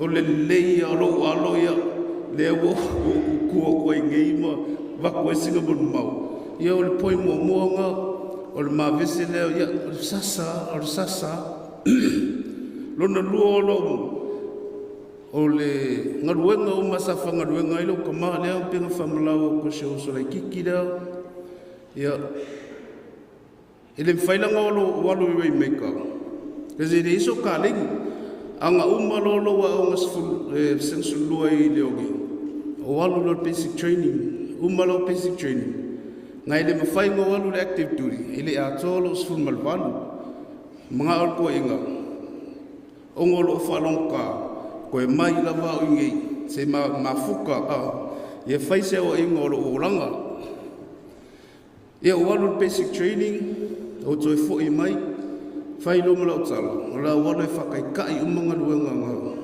nga lua so makama mo mo lava walu staircase le leva fanga luenga staircase ai kuli point ya o la vale ya kuli ya mau fer saki ya fiu su ele ai fanga luenga le siasu ye le o ala skupe ko inga malum ko nga ya mau asinga umakala le ya kimi ele mo ele ke le fing saki le staircase ya mawole saki ya plus me ko ya aves ko inga yo sau lo famero ko inga o nge ko o ko fia nge polisi o lo fia ka o le ngau ka ya kimi o carvo ya mero so ko makero ele fe nga so e fanga nga ireis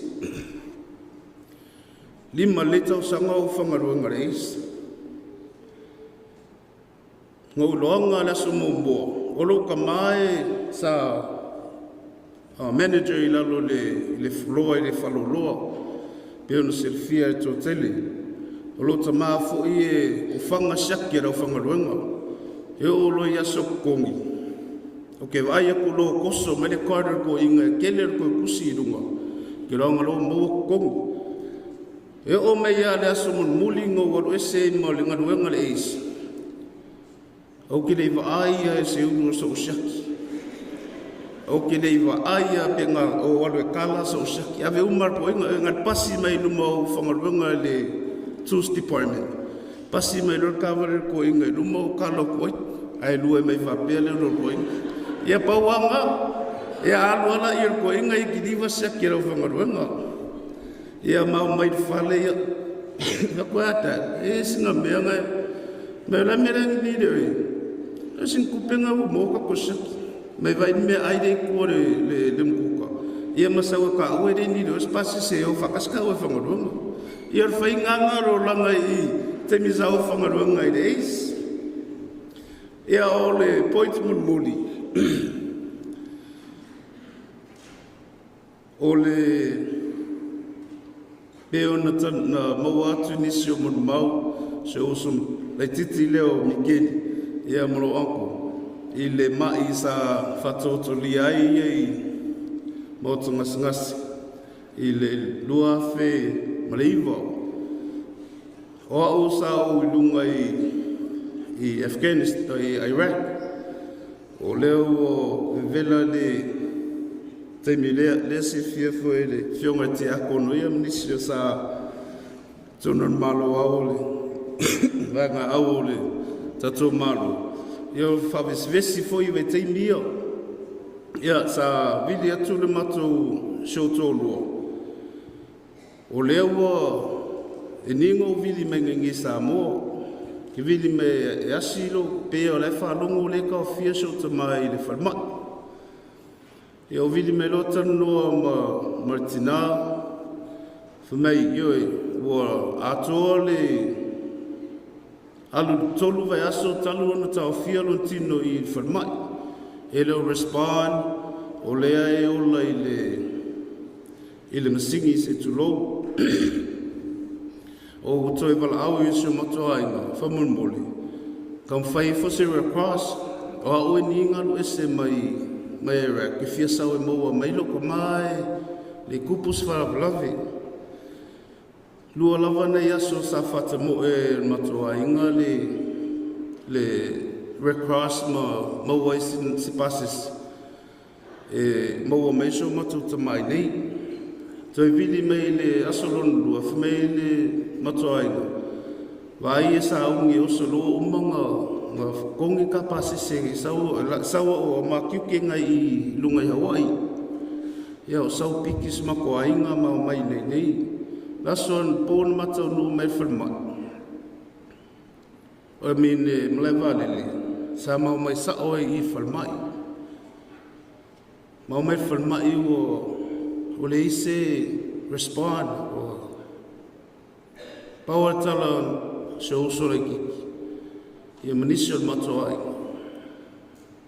Pea o le koe mulmuli le whakali aku ko inga. Pea o e tangata mulmuli sa ia oi nei uma uso ma tu whawhingi o matutu maa. Ia ainga foi o lo tina I nei sa mo.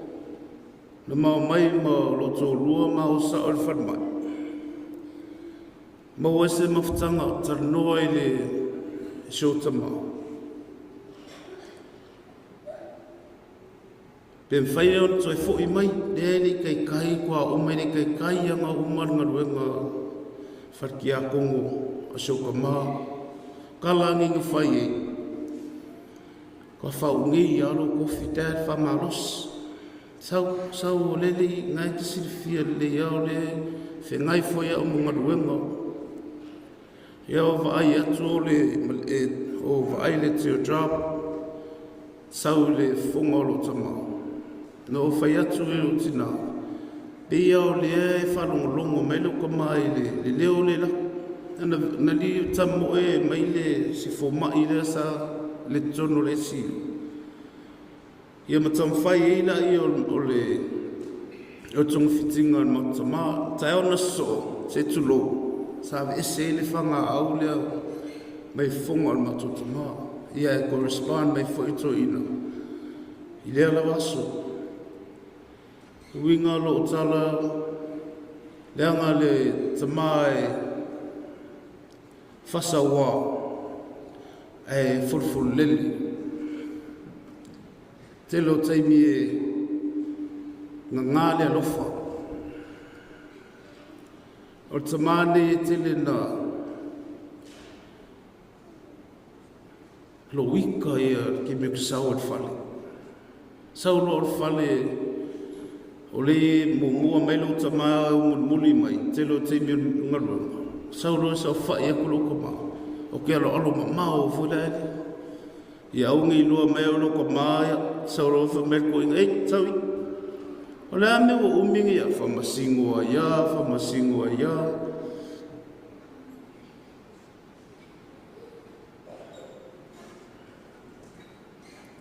Le angata mai le whaalia ni o ngā winga. Pe atu tumuta ngata, pe ni o na uo mai o le eisi o lo ta whao le mato whali. Se ilonga e alo ese kangaka ngei kua whaimaila i o se kala a wafo ili whalong tau latali nei. O a osa lilo i manatu o te Mauani manuia o whamanuia ai ma ua man matoa inga i le tua. O le aso tolus futasi o le masina o tōna Januari. Na ato ai lo luas fulu tausanga i tono na malo. O umai fo i malo service tono na malo. Na vili atu lo uso le titi lea i le Christmas, tau sanga lo tōnai, o Christmas i lo tōnai. Whemeo o lo tamaro koe kau fie e wharimai.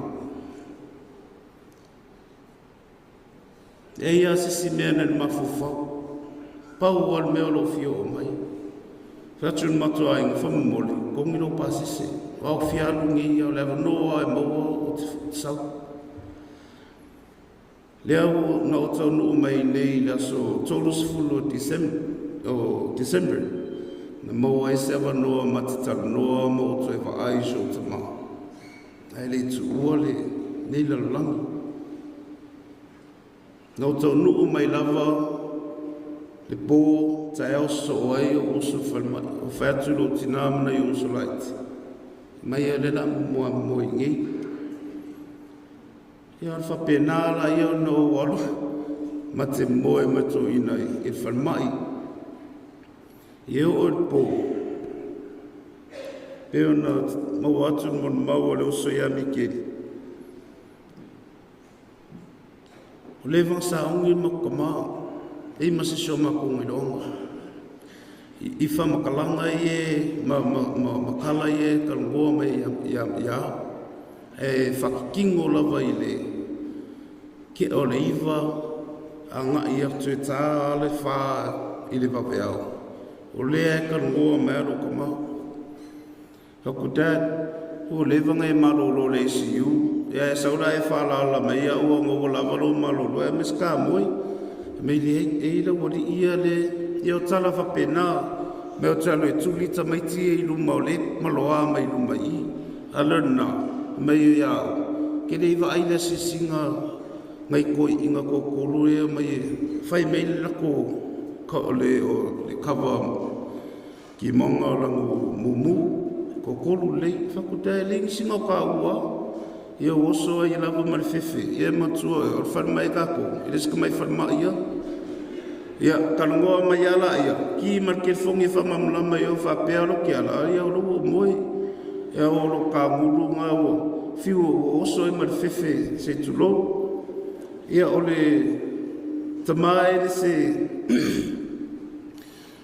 umauna whamatala mai umai lo tamae ia kupuanga i e makoe whiola mai ei saulawa i le ku o le makama e o vole ku o le makinga kala anga umam ko o le loanga kaka i e mai yasu saui lewa ke nge aro ke ka aia sau se whamakala kupu amorai ia lua ia o sau e ia ngai tangato reo te mantuaina mo iloa e foi ato te le tua o le mamlama i ngora sa ia ngalue le ulua sa o le o dad o e o ke le loa fsidi ko inga po ai i lea kangaku ma lea kangaku ke o veko ko inga ia ko e la vea e foi au i or whalmai o le mai ko inga ia o nei, mun maunas, mun maupupuuna le tali nei, o le peona tanoa to ste mi whanu. Whaftai le mato ta maa, i le nofo tatalo. Sa o le ni keli kwa suingia no kamau o fa urko le kofi ki a kongo le lua fe ma le ono. O amata mai nā no alu ese nei sa moa i le lua fe ma le ono te le mauana le whaonga nei o mātua a o walu i le active duty. Sa lilo i manatu e tau nuu le aso o whai ua i le ngaruenga ono le nofu talo mai o shau tamaa e mesi shau tina ia o nanga le kalesia ia ma nofu talo mo mātua whanau le a pensa no atu le usum tua matuma whaftai le tua mawani whamonianga stele ia o vi inga lava e whafo i le tua. Dad, ele uma upo le ona mole atu le matoanga whaftai ate oi mese oi maam le lua tausinga hapopo inga mo i mātou whanau manuia tele lau malanga mātou te alofa mo oi a o le poi mun nguli lau angalo ngā waka a wa umalo mun mau ho kongu umei roi ngei whamainga i uso i yaksoli o a whe e kai lau pea o wakunga i uso tele whafkai a ma ngai o lola i wako o lua kua ka ngei anu pea o umakai lau ka maro pea i le la farfanga au ma le amolomu ia se tulo ia manuia le nei afiafi ta le soafo le mele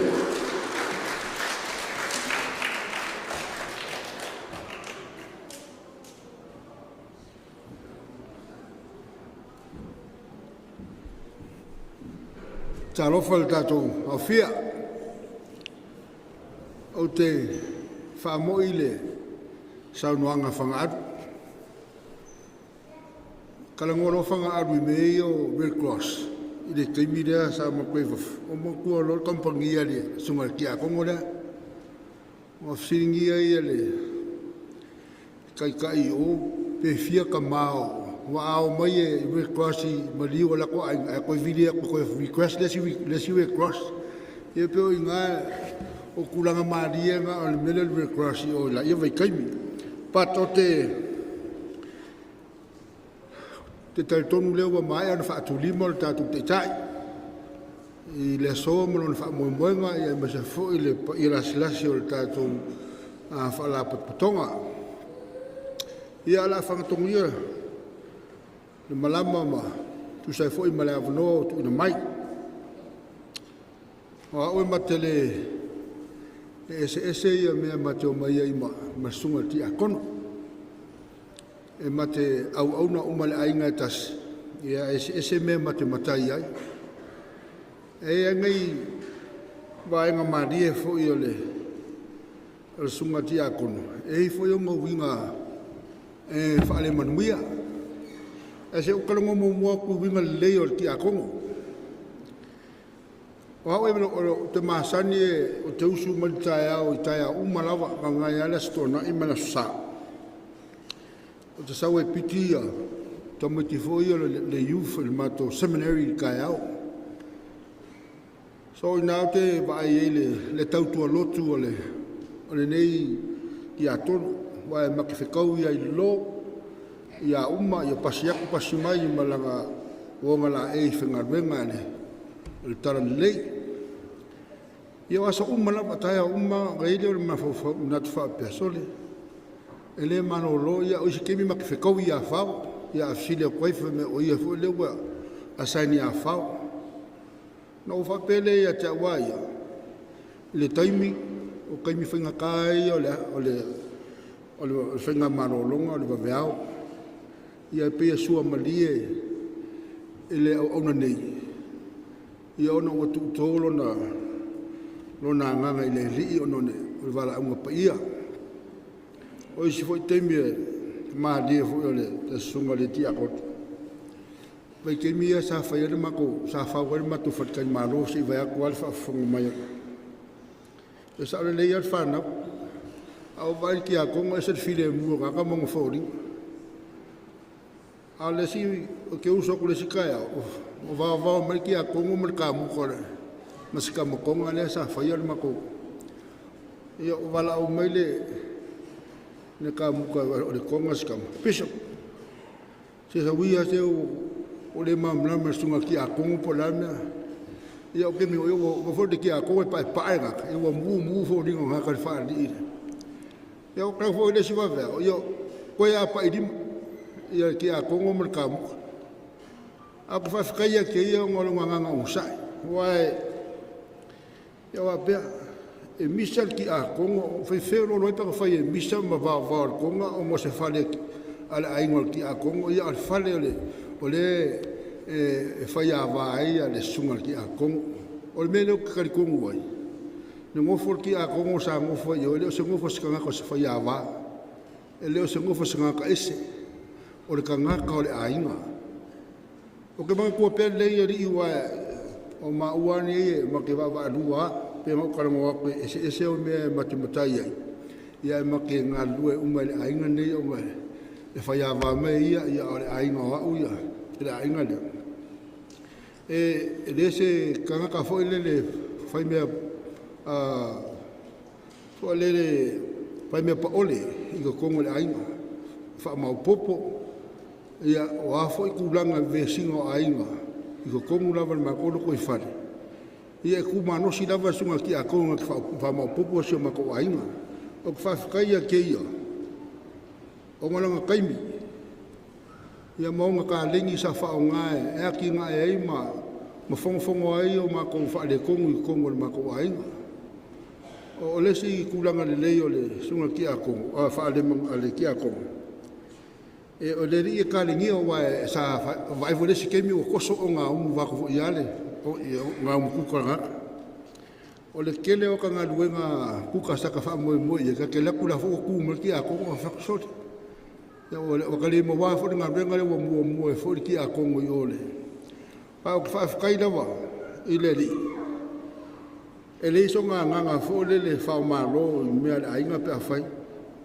i ka kala lava le avangoa e whaasoa i le ainga ka kala le avangoa e o fo i lava i ngai mawhinge fo i kongo le ainga e whaakaua inga lava sunga ki a kongo i o la kulangonga mangako ma maila i e fofora me ai kulanga fa ma popoia so ma ko ainga o kulanga ponen kalango i fanga alu le temple o le sunga ki a kongo ia o le skinga lava ia e lenga o fo ianga nga ika ki a kongo i mea ma ko inga fa ia e fa diu mai ai kua le kai a va ki a kongo e pat o ia o se kamale lei kamarofa o se kamai wha mau popo wha masingo o kou leonge ia me se fo ili pa i o le karesia wha masingo o kou leo langa ki a kongo langa kau kua loku langa kau kua i kongo fo iala ia e me se le aingo sarave a le se e le wha pa ole le kau kua le i kongo le kare so o se mea lo o ku i eilang wha kukuanga ku i wha kukuanga le karesia ma le aingo ma le fo iala e whaia ma le a kokoa. I ngā ma maurunga i kongo ma le, ki ngā ainga le. Sa ma ngofo lalo ma ki kilo mai le. I ma ngai o aka ki a kongo ma le whetua. Ia sa u so ako mo musu ki ngā renga. Kero ngone kongo di pesilinga pua se ka haka mo a. Pua se ka haka. E whaia se prafi ngaro le lia. Kia ua whaia se o me whaapea. Sa u peno whaapea. Ia au ko kiro foi le aka foi le kada ma ora ese le aka fai sa peno fa pea ese le aka fai le proclama foi ia ese foi le aka fai le pingi le la o mo fai ki ngala ai me ia ka pe mai pa wai no ke vai o aka ma ngai ala vai e fa ku ke me proclama ora le foi le fa kwanga e le mana ia fai ko ka fa pe nga fai ko waka a polar fin ngale ia wakala ia la fa piru mai ma ke la ki a kom ma ngia kera ngia fiaf whaafikai le whaasoa ringia whiawhi i le whoka mana mlama i kulanga le so ko sai foi ma le sunga ki a Kongo ke lo fakele ya ke ko umalawa o ke lo ko safa Yesu Kristo. Amen.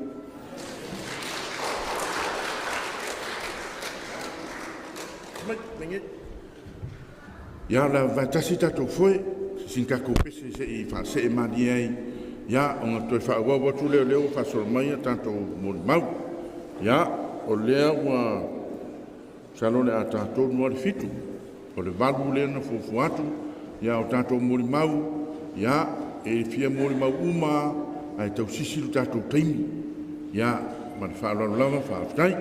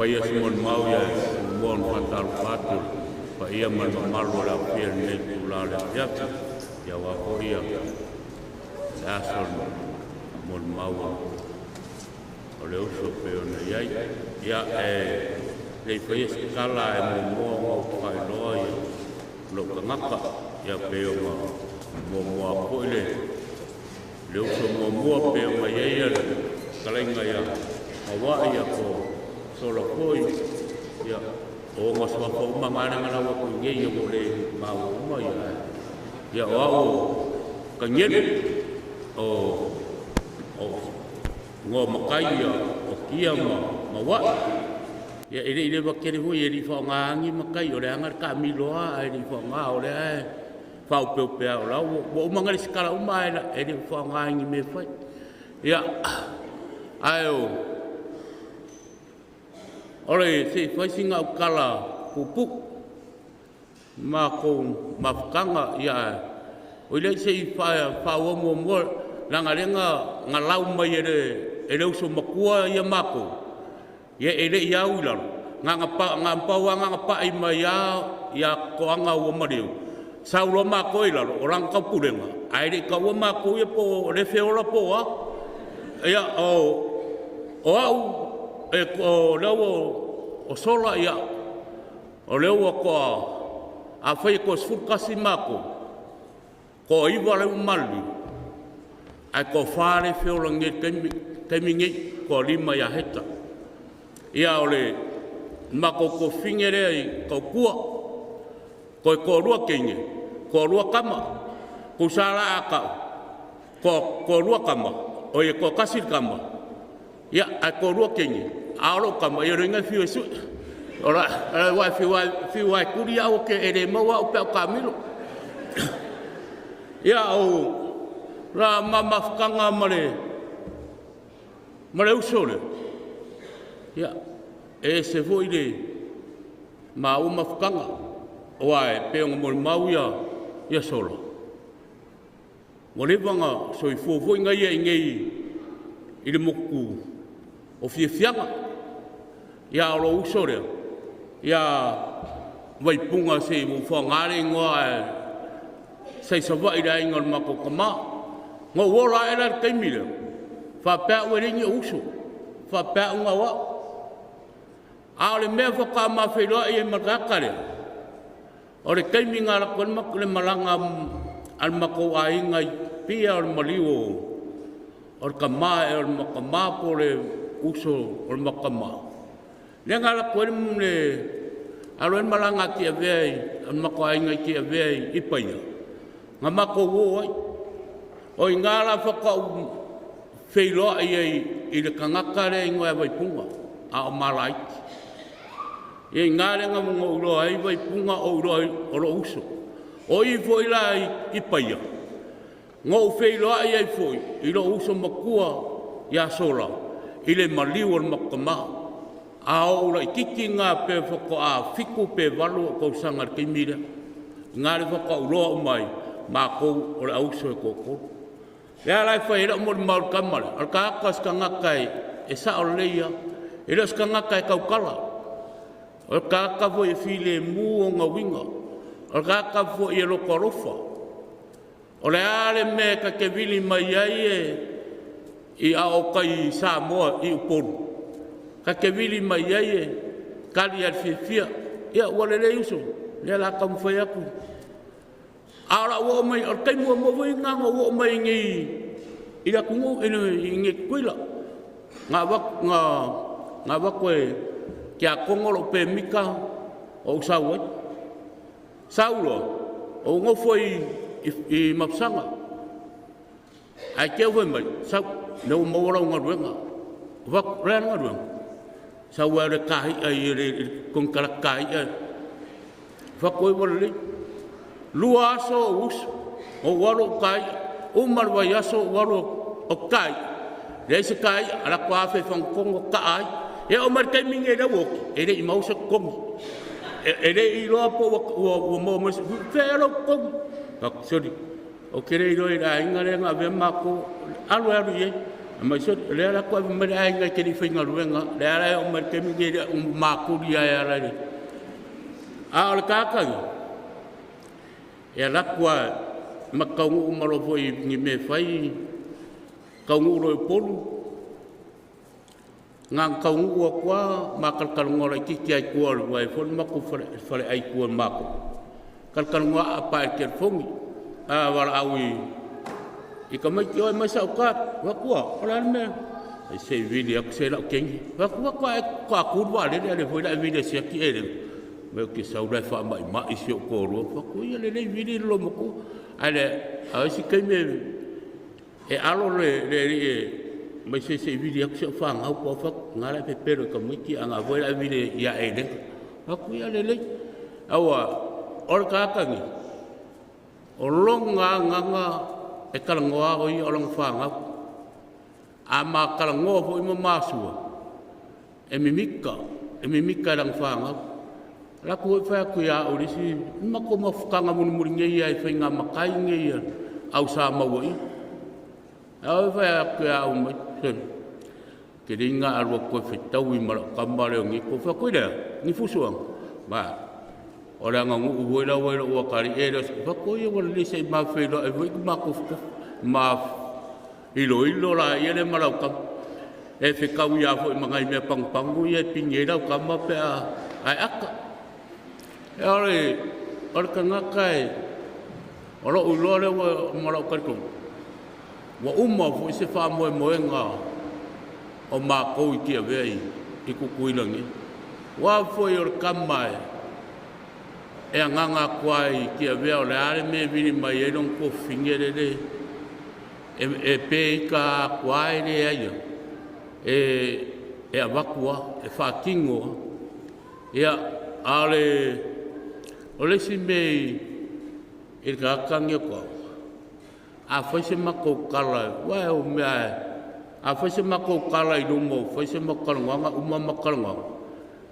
Wai e umorama me mai ko ma kuangi ko o la malea wa si mako fingi wole ngar ko mako me mai fale ai mako ri wa mako kama makua e foi fai aki mako kalonga mako ya mako mai nyanga por kalame nyanga me ola fai kale o fale inga for mako wa inga kuranga va pena ya mako mai lo foi i makwari di wa ya i kwal makwari mo ya ra fa pesco i kala ka ko ala le la va ya i ol mako wa nga ku ole ri ya re a makar foi ngo factory o ri ki ri foi sa o numar ko inga me ke le fi ya le voi wa ya le wa le voi ngo foi mako kala ngala ka mai ngi i me foi fa le mako inga ma i kieve ala ku a fa ka ong sai e pawar me o e ngai vi dia ku re nga mai kari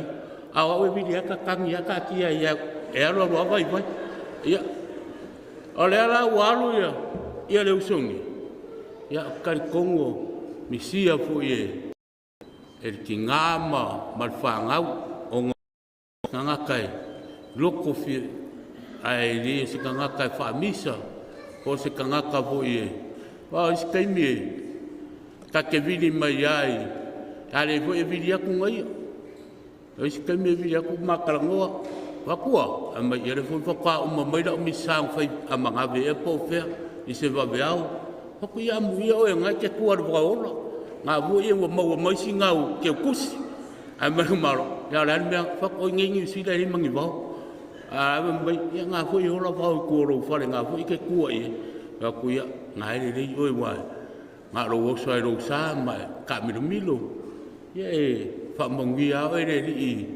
i fe au man ngaru ya akara kamba mo fa ya ka o e fai mo manga ko fa ku yo le yo ka ku ko fe ro ai fa ngi me fai yo ma ko fe ro ai ngamun muri ai yo me ra nga nga ko ya o ke sau i ma ko makai o nga ai fa pe o ma ko fe ro ai ngamun muri fa kasi le ma ko ai alu ngai wa lo kele mal fangau ya le nga ka foi de ya mawar soi fuala le ya or kinga mawar malos ya awal ka kuai ngore ko malang fingar fa awal lo ngaranga ya le nga ka foi de ya or ka singol fangau ala fangau pe ngo ya se mon ma pupule ya lo fa mai de ri ya maua se ngo fuanga reuso kai kongo ro wa ka penga ile kua longa ngo fuanga lang oso ya wo so se sia ka ko we alu Whai a kwa ia mua wa ai fus kako ngufuanga wa reang ko kile kako rea wa ia kako ki whiloa ia e le langi. Ai sei, whai se ma pesere ma se o... Ha? Oi? God is good all the time. Yes, ila walwi inga malfatai tatu alia mai ne fiafi. Se fai so mo ku lava tio uncle. Ele livangea makalamo. It's a few months ago. The last time I spoke to him was, when you graduate, call me. I will come straight away. I fau fili mai ucha latu sao ini sila nei. Uncle, le lawe mumwa. Pule lo fane li e tau mumwa lo ufa unga. Ola pule le. Ola pule le uncle. Alo ia manuia lo mananga. Ale alo atu. Lo faiva lo tatu. Ia manuia e tatu aina. Ale wala awa tole matau aina. Se e suatu si o matau bese. Wa si o matau uncle.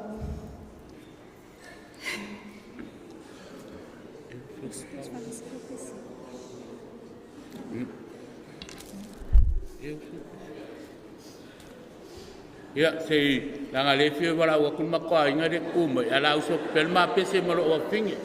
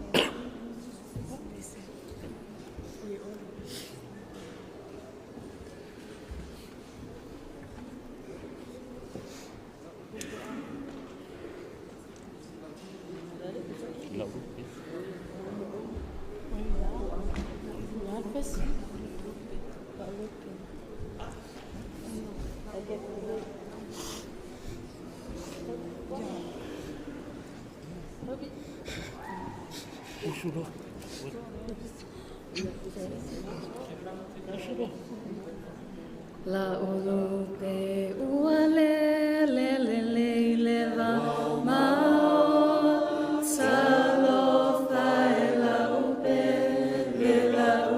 le uale loa sa se ma wana soloma Roma sai lo etele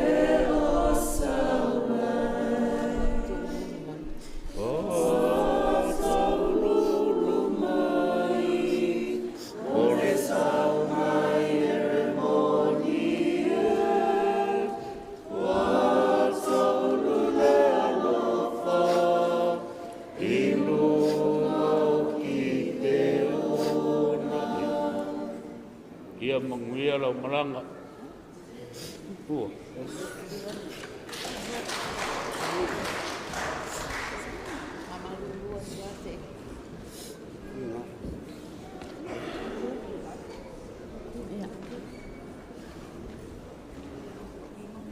Ia tatono lo wa no leile. Fa tai mori avano mai taita. Ia te foi le ava so tu nai lo to paia. Fa tu lo le ngana. E bi ia le lo fa male anga le o le tua ne tu la. Taton foi wa bela fala. Ia ai awa na va se mori mau mori. Man maftanga le tuangani o awol tua fineo Vaipuna tu lo ana suafa fa pop. Ai ora au whanga aina lo nai ngoan baptiso ai e matomatu. Ia Vaipuna. O aue matua o tasi iwa tasi le afe iwa se lau lima sumale iwa lo tau sanga whanau. Ai tasi le afe iwa se lau ono suman tasi le tau sanga soifua o Vaipuna. e umaloa au so o ma Vaipuna. Wa foi o lo no foi sa mo i tono lo matou ainga. O le maftanga maltuanga ne mafanfana. Mafanfana i o le maftanga.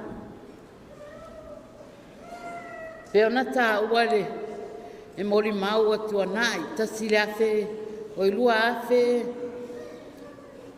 ma le iwa na amatai o na ngase, ualewa na ngase, a le lua afe, ma le iwa na ngase ai le whalema ai whangaan. I le masina ia au kuso, la sa tonu leo ta mao Samoa. Pate ia ai le mawhawhau le vidi atole, o le whalitua ia Elena. Vidi atu te au ia o Vaipuna lawa le tau fia le whalemai, le ICU. E vidi atu Elena le asau, au le asto na ai whamai Elena. Na koma Vaipuna nafi, le asto na. Ia wale maua se toa. Sa au whaafso taitua ngane peo na o maatu mo le mau. Ma le uso lai titi.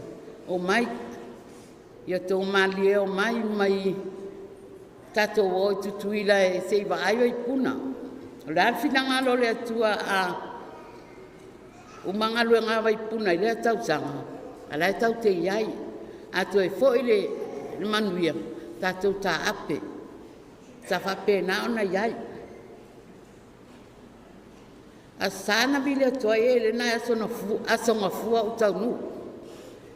I nei Amerika Samoa. Ma ua matua ngane le na umatnele mon mau. E ai o a inga i nei Amerika Samoa pe ona yere lo matu anko i mapsang fou. Ia ta ape i Amerika Samoa i si o a inga. E tau sanga lea sa whano fua i le fai whea me tisi pangpango. Ia o lo tau songa le whaltua. Sa whaso tai mai whamole se vai atua ia Vaipuna lai whalmai. Tau ati ngā ina. Sa ili se wanoa. Watu le maua le wanoa o mau mai. Ia tau nua atu le whalmai. Ia eleo se vainga toa file muna whea ngai ma Vaipuna nā taimu. Sai tono le HTU. Ia na mato mo moe ma le whalitua ma tamaitai o le mato wainga i nei. Sa mato moe whai mato ma leo poi o le outpatient i whangaan. O le vaveao, o le afiafi. Ia o vailuanga le poe o ai mato wase singa ia Vaipuna i nā taimu. O uma le HTU, ma ua whatunu ngā whanmai wa solonga lelei wa pule lofa le ali ua, ma ua lona, ia ile suinga o lona malus, ia o na maole wa te ta apelo mato wa inga wa, la ua wa ai wa lofangia ile atua Vaipuna o ma ua lona malus, na avele le ICU, e lua po na moe ia i Vaipuna le ICU, ma o moe atua i lalo le floa le malulu. Te le i pole iai. Paule anganga, i toi fo ilo na malu. Uma le si uma o le wards, wa mawalo na pot lo na moenga le wards. Sa fa pena na tausi. Ile mama ftanga matuangane ma fanfana, o le ala lea. Sa tausi ama, o le meo tupu, wa o mawalo na malus. Awa pei o le pepe, tulou. Pei a le pepe wo o lana ai, wa o lana ai, wa o lana savali, wa fanga, fata ele tulou ala manumalo lele. Sa fai ana ngā duenga, ina ua maea. Wa maua le fatanunga le whalmai wa manuia wa tea. E tea nei Vaipuna, ia se tema, nei lua afe maleiva. Ai oso tsunami ia soa tai au. Nana mato mai atu inga utai a ana. Tina le tua au e lena. Mato lato e o pangpang. Ai, pita ia nei na oso tsunami. Ia ua maua le pole mai po whapei. O motusia ia telefoni motusia awala. Wa le se fito taina male, fito tainga male tuangani. Ina o te tala awala ma maua wanoa, sa to yo o mai to yas. As to na ia salo tamaiti li tau sanga lava lea. Ko to mafa ma vai ai ma tuangani wo fo i polo. I le a inga li whanau la e whatal mai. O le anganga fia o na o maualo na malos, toi whafoisia. E leo tangata pe anu mori mau, tangata luto fide mu, tangata luto mau lalo. O tangata ele tau tala, o tangata fo ie, loto alofa. O le loto alofa nei tuangani. Ia te au mal mawtanga sila fia elena. So se mea o te mana awai, o te vili mai. Ha mole mai ase tupena se whaiaia o me whalotu. Se whaiaia o me whale ainga. E tali atu, wa leo to e vili atu. Pere i ato se luai tu la pe to. Ai vili atu, vai se pen, mas pepa, tu si manu mela lea. Na le whawhetai a, whawhetai te le al whaloalo. Tai le alofa, tai le angalei. O le ala foi le whaintai na ngalo. Ni whangaloina ne tuangane. O nos tangata. O ai parapala malo. O i e tonga o te bili mai a whamone maa se i e na. Sau ko whao ngā se i whaira usua le me whalotu. I le lua awhesu limana. Asa ili ain sauni mai malanga le au talvou a mātou metis. Sa ili se ainga, sa ili se tangata e mapu ia le malanga. Na bili mai le whafsotai mai whamulmole o le fia. Ma o se me e api ane mātou au talvou. Ia ntali atu ma le anganga whaftai ia o mai. Sauni mai o mai le la tā pena. Na mātou o mai tali ngau tā mai le avei tai le onele. E tō malanga fitali a amatali, sa whapena ana whai. Le alamana tua foi na e tono lo mātou e kalesia. A tono le alale na malanga mai mātou e kalesia le. Vai aso le tēnei se ia mai se fisosoani. Se ia mai se latou anganga whaftai e tu sai ma uwinga o nei tamaa. Sa amata foi on faila na montanga I tono le mātou e kalesia. E tautua fo. Tina ona awai tono le kalesia katoliko. E iei on tofinga pe ona iei le tofinga tiakono. Ai sa whaile montanga I tono le mātou e kalesia ngā lue ai whaawa le mātou ngā luenga. Ina ua maua o mātou matai. Ia sa hape nā lonto e tu e se lon suapa ma tono le kalesia. Ai ngā lue ai mātou. Mele le e vato le moli mau. Ile tuangan nei. Ia ono tangata e tawanga aina. Tono le ainga, tono nu, tono le kalesia. Pena foi pea o ato la nangalue le e kalesia katoliko voi tia vea. Ele aloa. Ia, taila. Ia lea e vato e se moli mau pupua, moli mau taifia, moli mau umi. Ai manu taimi. Vela foi fala. Ia, Vaipuna ia. Antono lewa e whaafonga mai mātou moli mau. Wau foi tangata ele a foi. Ele whamaoni tatou mawhtanga. Tau te whautua ia te awe mai se awe. Le aso sem so whale tono le ainga tatou mawhtanga. Whamangalo mai. Nā wa e mua. Ia lo whangia le atua lau whainga malanga. Mauso no whanga langi. A marurufo ni tanga luenga. I le kalesia ma le awhioanga. A whai o iaise si o whale tonu o so la vama ma Vaipuna. Ia utou a lofa whamangalo le tuangane. Ia e anu manuia. Ua mua langi tātou te wheilo ai mai. Ia ma le anganga whaloalo. Hatai.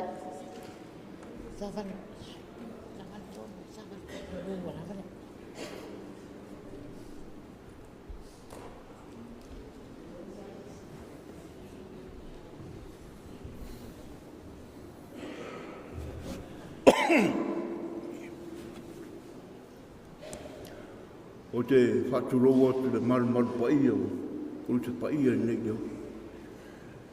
Ia motu hore paia i lopo e neta ta sau no atu mai. O lo tofa matai o tu tawara au. O te matai le aingo lo krama ia uma. Ka e pasta ku ia uma ki aru mai. Ka e pasta ku dau tau ia uma. E ki kilo kunga maure kogore lawa sarave. Ia lo koe kwen faranga sarave mo. O lo mo mau ia Fagaoali'i. O mau ma fanga ma wa alua le. Le fa mango lo koal mako. E lawa sarave. Almaru ma fai ngā mema. Mo sungo ki ako. E bori sia so. Ki ngā rakau ki ako morike. Ya. Wa fiu ki ako e viri mai au kera. E whare ma singa kere koe arwe. Hawa mara. Ina koal mako. Mako whakarmaru. Ai oro sia so la alwe. E whaire. E sofa makai o ranga kari upo. E viri mara, sau, kuku. Se sau whamon mole si. Ranga o ure la warungi e. E whare sofa makai o ranga kari. Ia o po waku rei e sunga ki ako. Ka kia mai re. E rawa trawe kari mo roko e whamma. Ai, au ke pole fuku. Ia ngaru e ki a kongo pe kasi masi ngaru e foi mai ia o banga fa manga re le lao sa o ki a kongo ska ka ro ko rofa anga malu loko maulalo so se me vi le ki a kongo ia u yo pe loko se me ko lo se kulo kalo ulu Whai, uwhi. Ki rema whainga o kea. E ko o mariku per ki a koko, o ka honge kea whakwai. Na hua ke pore pu. Ngā o le kua ngā kau wea ko ngā ruenga. Io, e aki si le whanga le kua. Ai se me mga oi po ka meiki. Wa. Mā mariki a koko e ska ka lei. E kua lalo fo le mako ainga pea o mawhaia. Mera ingo sa sarawe a. I leo skaka loko mōlunga. Skaka loko mōlalo anga malu. E wha ko ae la ua ia. Ko whare a po inga ma ko whare a ko maka. E lau wai fo le mako ainga. Mai le kua ao e lenga. Mo ia giko maanga. He o me ia whanga. Ke longa e raki pe aisi se koe kukusama. Mar ko ingo leo ngiko ma mwhanga. O ngi kau kua maka para. O ngi kau kua le lei kongo lai. O vai e. Tau rei kiki au ai mai. E ka maa e renga. A ngofo po le swafare lai ko sa irawa. Ko inga kau kua le lei. Le hau o me ia whanga. O le mea e kasi. E i upua. A ka maari ima ko uri. Whapea. Ia sa so ori. E whau ma le whau. A ua le so ori pa whai ma. Se kulou lau. Ia kere rore a ku maka po aisisi. Isi ka akar mako ainga o rea se e le sofa rea. Ia po leo lau mo bau. E ia rofa rea kua ia. Whanga. Ia maua sau. O whanga ku mau. E meo lo kau singoa koe la la. Rofa koe ia oia e renga. Ko whinge. Usom. Pāngau. Ia whakaira wa mura ngoa.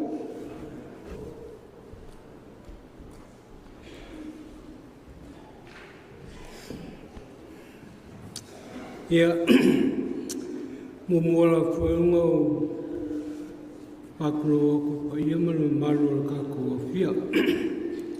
Kai kongo wele koe o si mako kalai pa ia ma malu ni asu.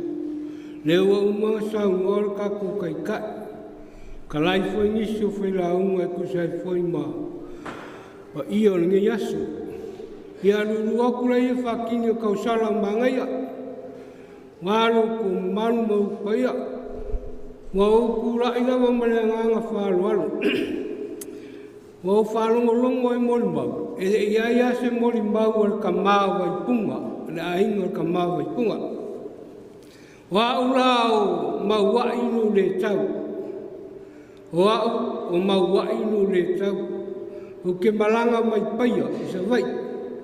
Ngau sau le asunga fua. A le asu sale au kou. Ngau sau lava ma se o uso le kiki ma mai ma ke se ma mori mauinga le aso o siari o Vaipunga. O Vaipunga. O ke role o le whaikunga ia nga mori mau ia kele o mori mau. A le amakanga o mai ni soifuanga o Vaipunga.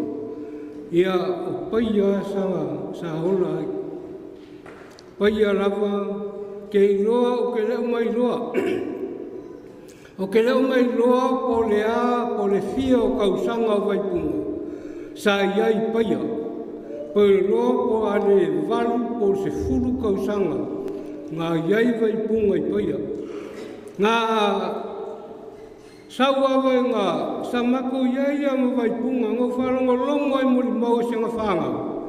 Ngā umisi a lofa i se ngā whanga. Eo. Ranga foi o i ngā o mai ei. Le whanga au rea. Mane la au. Mangisi mea malo ngā sasa. I le o langa o se mako ainga, i le mawhainga mako ku ua, o se o langa vai ka mau ainga. Le ala lea ngā mako ai e le pei e mumusu e malo ro, lea sa mako iai ma Vaipunga lea kaini. Inga o sa onga Vaipunga le kumalo mako i le mea ka o le lofi o kawa. Ngā sa onga i Vaipunga i le lofi o kawa i le kolisi i le kumalo. O inga i umai e la onga Vaipunga. Nga sawa e le mako whainga luenga ia ke leo po le fia ngā kausanga Vaipunga. Ka lofa ia Vaipunga. A whanongolonga siang whanga. A muia siang whanga. E mamao le mea e alu ia. A e fua i paia pe a whai o inkanga kai mamalama i le vale o paia ma o i wharakangaro. O i ngaro o ku ele a unga lea. E marama lo le bavea. Usu lo i kai au. E usu. E ai ma se mea ai. E ai ma se kupe. O whea mai eiku, e ola le popo, e ola. O isa, a kaukanga kamai o ia mako, o le kama whai popo. Kama whai popo. Ngā uofo, ngā peila o le karaanga ngā Vaipunga mai runga lai kiki. Ngā o po le iwa whiku. Leo ke mga kua kaimi ngā o koe vision ki ngā i paia. O i ngā rāre ngā sau e lo Vaipunga i uporo. O le saunga ngā Vaipunga mai uporo. Ka mako le koe whairoa ia masiari o Vaipunga. Ka lofa a mako kalamongi ma Vaipunga. Pe a malanga aku i sawai. E laku ai poru laku i kia vea ruaku i paia. E mga kua pe a leari te mea ngā ola mai ai. Ma mea sa mako wola mai ai. E whamangaku mai a leari mea sa mako wola ai. E fia whamakala aku mea sa ola ai. Ma mawhau i e mea o lea ua ola ai ngei Amerika. Sa mako whaamu ia ke ia. Ka au mai anga ngā ruenga. A laku foi o ia pei wa kaungu wa luaku se kupu.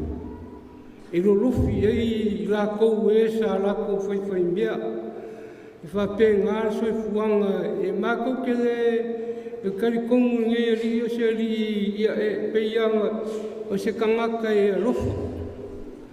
E se kangaka e manga kua pea mea sa ria. O ke kopar kau sangaren ke aku ngei rua wha. Ngā mākou whiro i ngā irea ma Vaipunga. O Vaipunga, o leo a suwafa ngei e suwafa Maua'i. O se maku a inga i pai. Ia o ke tokpar kau sangaren ke aku ngei rua o rua wha. Sa maku ngau ai, ia maku ku karangofo iai. E wha mangaku ma e leari mea sa whai. Ile makiwa, mane le kango lima sa iai. Ai wha makala aku mea sa iengi. Ia o ka amu ia kai e sia ia Vaipunga. O whalongo mai, o menga mo koe ango kūrunga e whai sau moni mau. Se iau maua sau, so whalongo po whea ngai iai. Wa o kei karikongu, o soi fuanga leo e pei o le oso le rā. Nga a maka mai whapea, e ngoku, o le rāra lea ngā o ngoko ngi kukuila. O le rā leo o mori mau ia ngai iai. Ia, o mori mau, more kaimi ngā rue o se rea Vaipunga. A le kaimi lea mako whakase, o le kaimi lea o lai kiki se rea Vaipunga.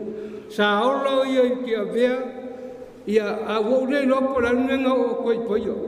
Ewe, mako ngofo i role Vaipunga.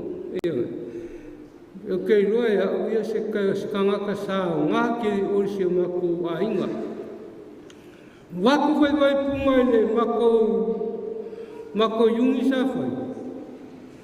Ia ngau a Vaipunga si mār kunga mau o siongka maa. Ia sa mako whai a ma Vaipunga. Mako o ifoa si mār kunga mau o longka maa. Wāru siongka maa. O rai kangu i paia. Rai kangu ia se kurou a whai e malu o ngei manuat. O siongka maa. Ia ngā laku foi oi i mariu se mako koi. Ia ai mariu e askama o Vaipunga i. Ia ngā laku role yungi ke opo le rua se furu oi furu koru. Ngā laku anga anga ia e si maa. Ia mako oi furore si maa rora ia kama o kia Kirifi. Se koi inga o kia Kirifi. Mako oi furore si maa le reinon kunga mau. Wai leo si maa kunga mau o mako ai ngai pai e. I lawangi kupe whaenga si maa. Walaku role rile. Ngau roe si maa le kunga mau si unka maa. Ia, lana kunga whalana ngara koe ngai lua o lua wha. Ia, kei roe a uia o se li e roko a inga. E roko a inga. Ia, kei roe a uia o la une mori mau, ngai umi se isu mako mori mau, a roo iai ngisi o roo o fia o mai kako mori mau. Ia rofangia le rei Vaipunga, ia mawara sa unga fuanga le rei le rangi, karikongu a fuinga e raku nga e sau ngei, au mako ke ia rou raku marou ofu, o manga kua ia le kara angare rare, kai. Ia ofu le alofu. O kei arei, ia o kawaku, e sere loku o iai sere o Vaipunga. Sa ramo sa i paia, ia o sauwhainge, ia aiwane liu si o ngawharakua. Ia o mako ke ia o araku, ia aru whainui sa i safo. Ia, o kangaka fi ngau kere. Au kere i lopo penga koe a onga penga ngau, penga ngaka i le alofu. Ia amuia Vaipunga, wa e ngofo se kenge Amerika, wa whangau mai aingi ka maiki Amerika. O le amakua kupu mai ai, nisi ka ngaka le nei. Ia, pe a whai e mangaku aku ka maiki paia, ai a whai ale ai. Ia, ora ka ngaka iai, i le alofa le ri, ia manguia kere kako whapupukonga. Amen. Ia, kei lawan mori Maua'i Toaga. O me siri leo kako malamalama o paia renga sa wama iei Vaipunga. Ia le whionga ti akono. O le whasisilanga man whaaralo, nera ka whaumakunga i kako mori mau. Wa longo mai e le mamauta, ia maua le vai malu, maua le vai vela, ia mo leo lo mana mia, o le whionga le ti a kono, o tangata e tausi soifua maloloina, ia rau lo maua lewa noi fafo, o le tātou family service i umatu, ia e a whaina ili soifua ono le inu whala au, ia maua le meta uma whaiduma man whanau whaatai.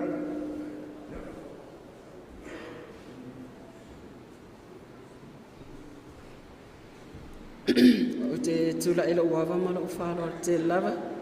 E sori tuina ilo to paia ma lo to malu ono o le fia mon mawina fo i o le aso le tungane. Ai le i tuina tu se mon mau e momona wha ilo atu fo i le lo ni tangata ia ma le mea sa vali mai e ila u la unga benga. O au o hana apa au ar pia e sau mai leo mga tuai ia mano whaali. Ole ala lo tu lai. O mea taua ia lo uolanga. O le first time and the last time. O le taimi mua na mawhiroa ia ma le tuangane lea ia Vaipuna. I le tausanga e tasi iwa walu lima. Sa ave ai ma ua ma lea lireo ma Vaipuna e whai ma whanau le tama matua lea ia Vaipuna. Ia po se tamafu e whaasino lo ni tangata. Ai peta ai tasi tausanga, tusa wa luasu whaia tausanga o lea ilo Vaipuna, ai whata asfuru iwa o tausanga. Taimile ana o sawe te asi mai o aunties, ia manisi foi o ai ngai mapsang fau. Ia alua le maftanga ma lea li ilea, o le mea taua lawa ilo uolanga ia Vaipuna. O se ali e whaalo alo, ia avea ia o se tuangane ia tea. O le ali ilele na mua tu tavete. O ila tau i o whanaua mama atua. Ma te whasi a ila tau, mama whaatonu i ila tau. Ia ai peta iane, o toi vala na maftanga. O na olo iei o mātua i uporo. O le asa au toi arua toi matausi a te ila tau. Ai peta, o teimi nei, ua mātua i whailoa i mare ali ila Vaipuna i le oti. Ia e whaingata sa longa ina atua au. Le taimi tele na o iai. O tele i loa po le are tu langa po se fea o iai o ia po e New Zealand wa o New Zealand na o whalonga sa iai. Peta iane. O te longa ina atua au. Ua maliu ia le tuangane ia Vaipuna. O te whawhetai lo ainga ti avea. O se taimi mua nei wa o mitai lo ainga ti avea. O le ainga lea lo tamamoni nama. Wa owi loi foi, o le mawhai ama Vaipuna, ma ua cousins. But, krara, te alo whai ate oi. Sa e sa ngaluenga lei sa whai se ti a kono i oi. Leon moenga o te le, a waile ka le sia o te RPS. Ai o te whai ngaluenga lei le ti a kono, o na o le, e le ngangale li, o le e so a inga, e whai ngaluenga. O te rima fō ai a te ia o te tausi fōi le ti a kono. Whawhitai te lawa i nea wano le lei, o tu lai atu ai. E whaiasa mori mau mori tuangane. Vaipuna o te rowhatari a te oi. Le taimi sa hawhairo a iai ele ma whaina ngalo oi. E pēla wata ua na i fōa e se mana wai tas. E fai me whaatasi, fai fe au whaatasi. A le upula le Vaipuna ia te au. O se taimi o toi fo ia uporu, ai longa o toi fo i mai. Leo e la fiafi nei. Whawhetai tere lo ainga te avea. Ainga lo tama. Wa alai no maua nei a manua. No o malili uma atua. O maliwa tu mese o ainga ia ale o mawala o te maua se feilo ainga e feilo a e foi feilo ai leot ala fata ma falangi e maua so no fanga mau o oios au na le ma fa maoni after tere mo ngalwenga le tau le ai se tatu ainga la mon maule ma lo wanga lo te ma la lo ter fatere lava ile faritua ma le ainga a to ma no foalo Famania tata umania fiafi le swa feskeriso amene.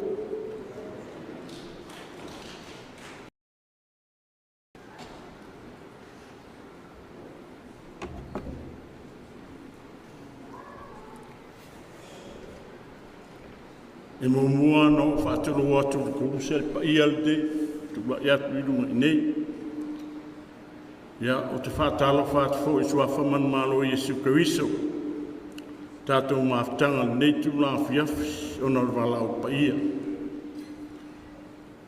whaatalo tulo atu fo i whaatulo atu fo i de pa ia male malu o tātou ekalisia ya ai mese fo i nisi o ainga na lua i tu tele mai tu taulangi.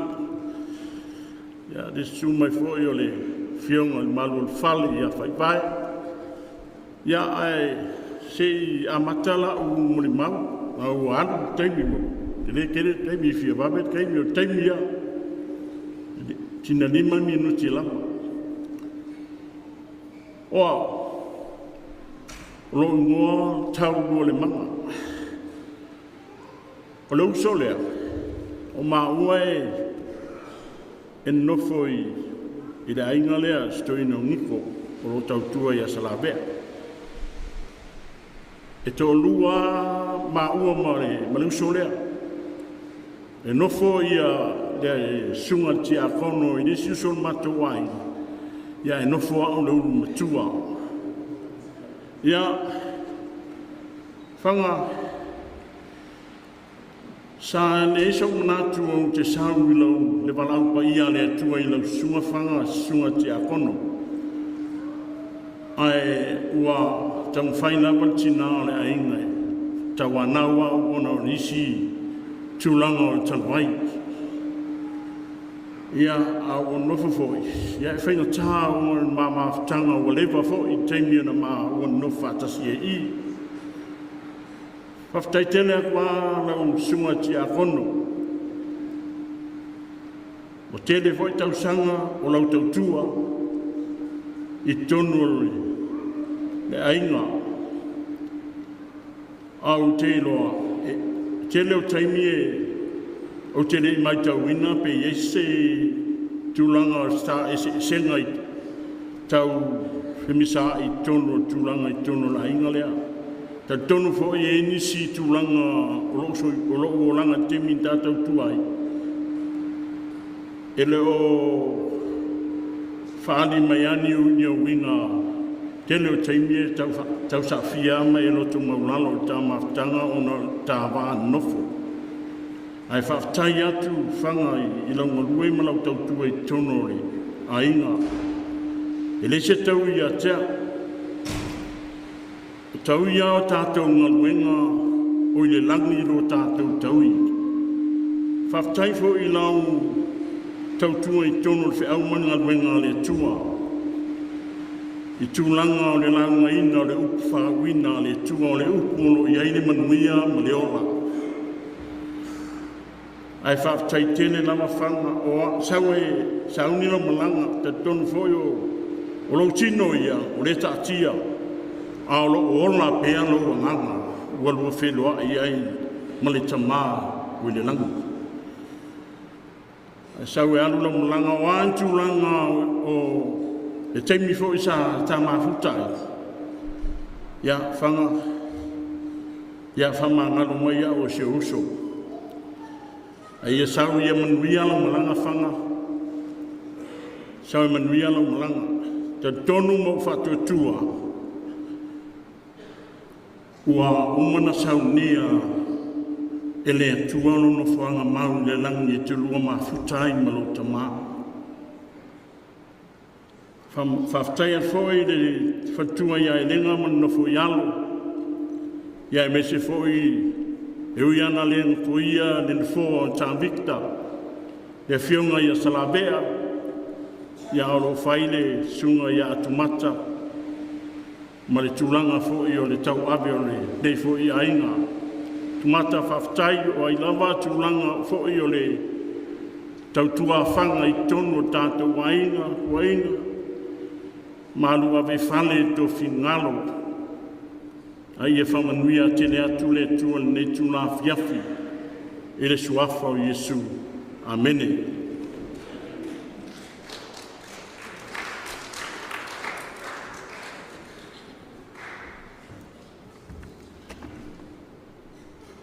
Ia, A mene toi tu whatasi o au awe staulonga pati e whamaurunga i li inga o le tua. E le leile tua, taimi malama, God is good, all the time. Swafa man maro tatu li o Yesu Keliso, pataro fantwe lau sunga te tai. Misir pa ia le au whai ngā luenga, ila to uma ua mawhaio na au fia ni tula fiafi. Ia e moli mawina le marau le tua ia a mesfoio sauninga amata. Ia sunga te akono. Nato le o mai ona pai o whanua o tātou tai au ne aso na liunga lua. Natu foi o la le toe apa ia isa mātou whamtananga e angai manu lo tātou teimi. Ai manatu le asu i tonu le mata o le niu o ale tu lae le newa anga o sauninga. Natu foi e tau na motu le pāu si le fia i al whatau wa o le tangata.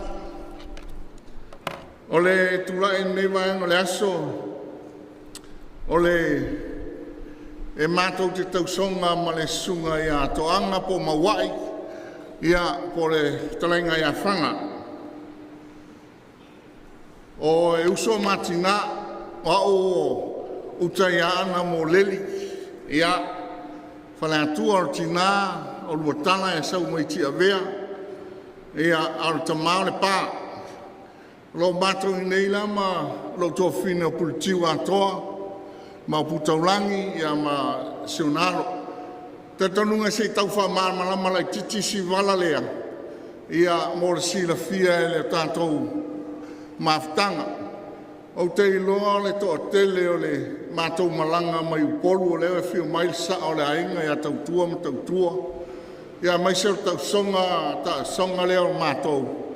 Ia o leo wai nei. O iele le vaenga mai whale anili, salani. O alo mawhanau o le al tua ngane o le tina o le rile o toanga. O isi mai sa la i lua, ro ia se i ngafo ma ia o le si tū lea o mātou ainga.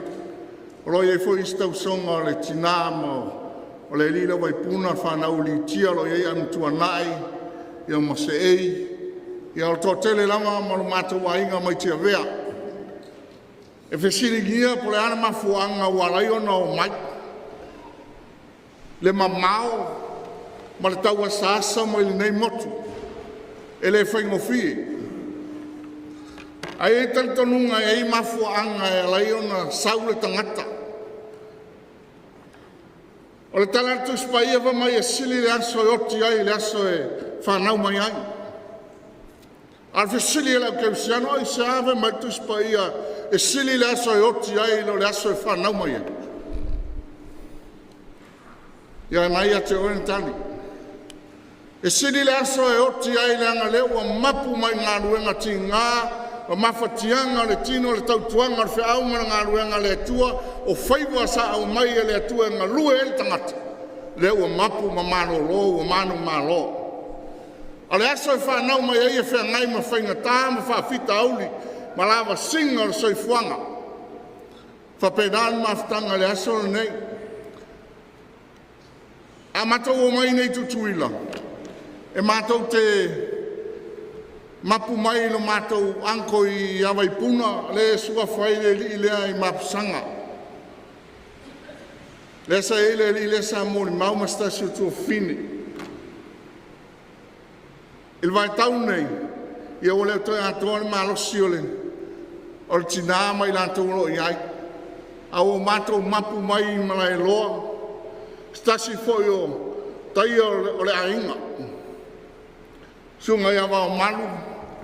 Ia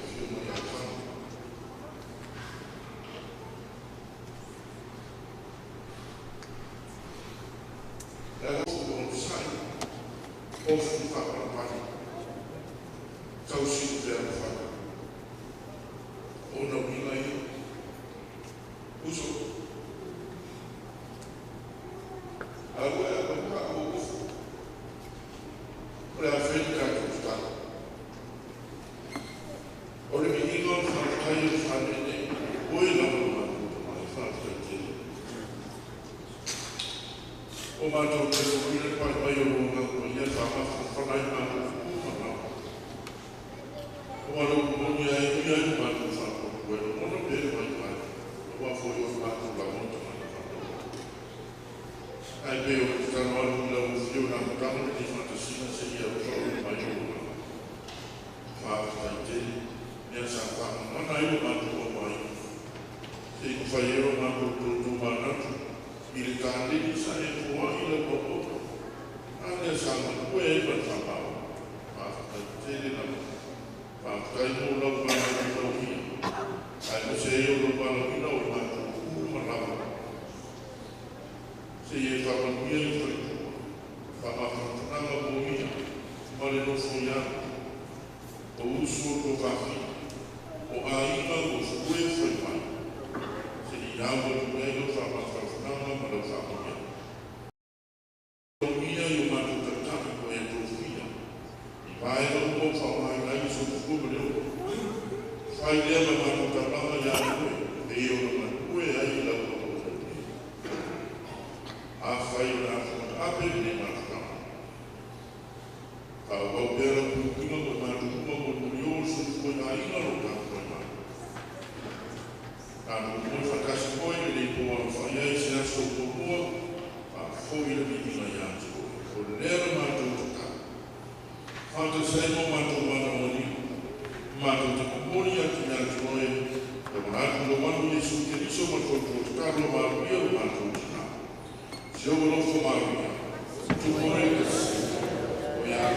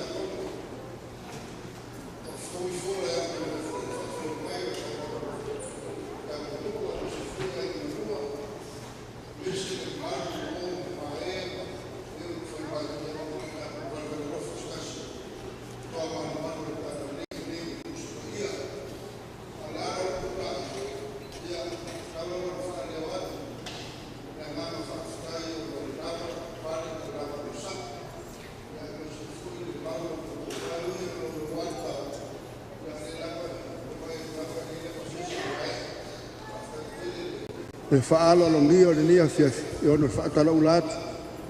Straiga e tumata me pai o ai, i a ono tātou family service nia fiafi pero tarono atu. Walawa le saunuanga e whiunga le tiakono, e hanga tongu wai no tātou a fiafi. A o le tātou whaamoemoe ma toi aso o le whionga ki a Kongo. O lasto nai o le tulae fitu I o le whanmai. Ia o na mori mai leo lo na tino I neile. Ia valua. O se fulu ia o le teimi na o lo na misa. Wai lava I maua le amanoa. Tātou wheloa I neile. Se fulu tai au. Ia o le whaasisilanga lea ma le whaaloalo. A mai al misa. Ia ona te atu lea lo mori atu o le sanga I lona ainga I auma. Ia masalo o tō sile fia le ala I tua le melo o wha. Alala aile sunga le whionga ki a tono. O le wha silanga lea tatou mafutanga lo I fafo. Mo e lo la tape atu. Ia wha amaduru atu o ngotulanga lolo wal tau. Ai wha afutai te le lava lo tō lava on sai. Ia ono tō a rofa le whionga ki a Kongo. Ia o se leo le. Wha e so whatau waa mo le tuai lo wha afutai tele mo lo tō manu. Ia ono le amana I o le whatala uratu. Ia ono le whamoemoe le whionga ki a Kongo. Ia manua tele o tō solomuli nea fiafi. Aua de ia whele tua le ala lo tō wanga I atu I ainga. Ia a tātou tau nuu I ainga. Au nei ngalo ia I tātou. Ia mori lava le whaafutai lo tātou tapa au lang. Ia whaasisilanga nea malanganga maulano. Whaafutai tele manuia tātou a fiafi.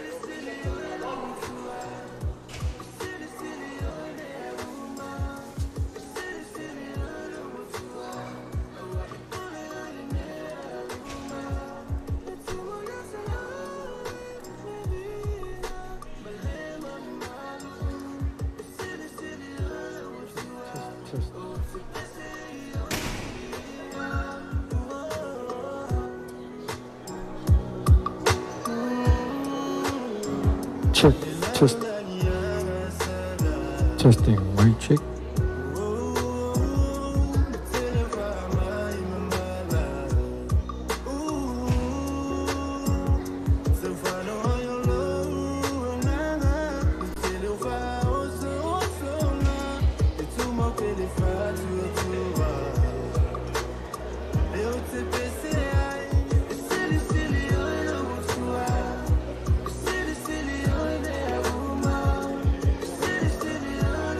Wow.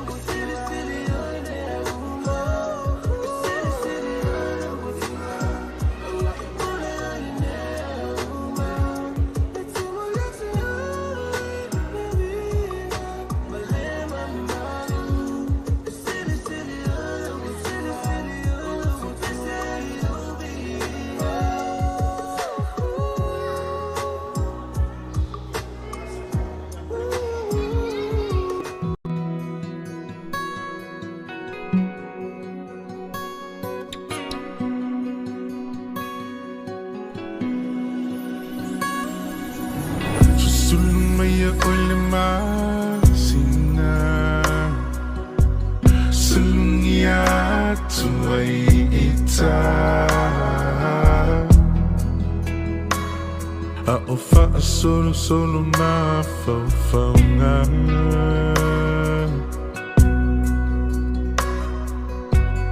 Fe pula fi mai fitu o le lang Angi malu mai le matangi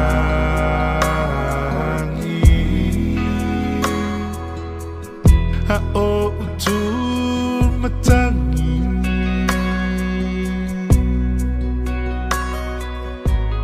La upenina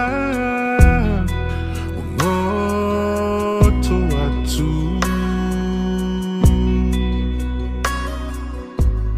La ulupelele Walele matu For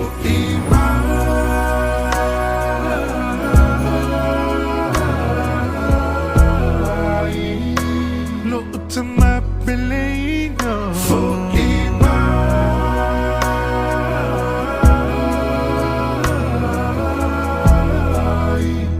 Tatoi fieva aia Tatoi aia tu Isi o tino e Po o feo e ai Tamai talasio e la mona mai Te fia languna lule o e Po o feo e ai Tamai talasio e lo mai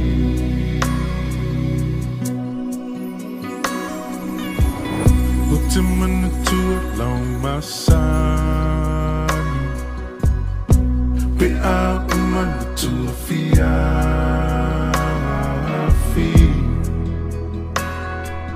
Fa ai u ise upua popo ai E te fai mai lava e alofa Alufati so setasi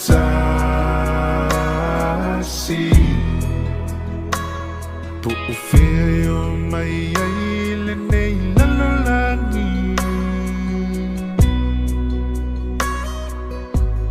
La ufana upeleino La oto fe alufani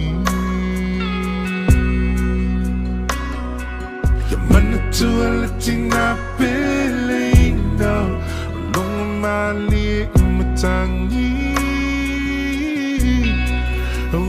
For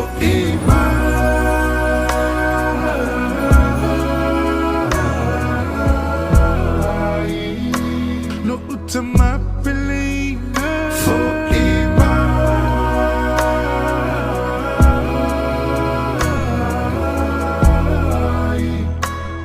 Te fieva aia tu Isi o tino e Po o feo e ai Tamai talasio e la mona mai Te fia languna loli o e Po o feo e ai Tamai talasio e lo mai Tulau e whaka tulau Whakamanga no mai Te tamana iana vai vai Motoi o te moan Ni he tonu o te tautoi Toke lau ai tama Toke lau iki e ke te waka e toi Kai iki e te atua Na talia e toku tamana Yeah, you maona o kaon E ki tota na manava Halo koe lomo Na haita e te tua o loi mato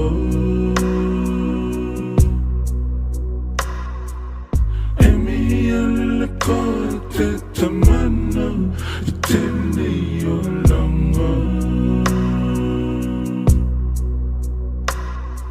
Te hita e haka longa atu Ki tau ka longa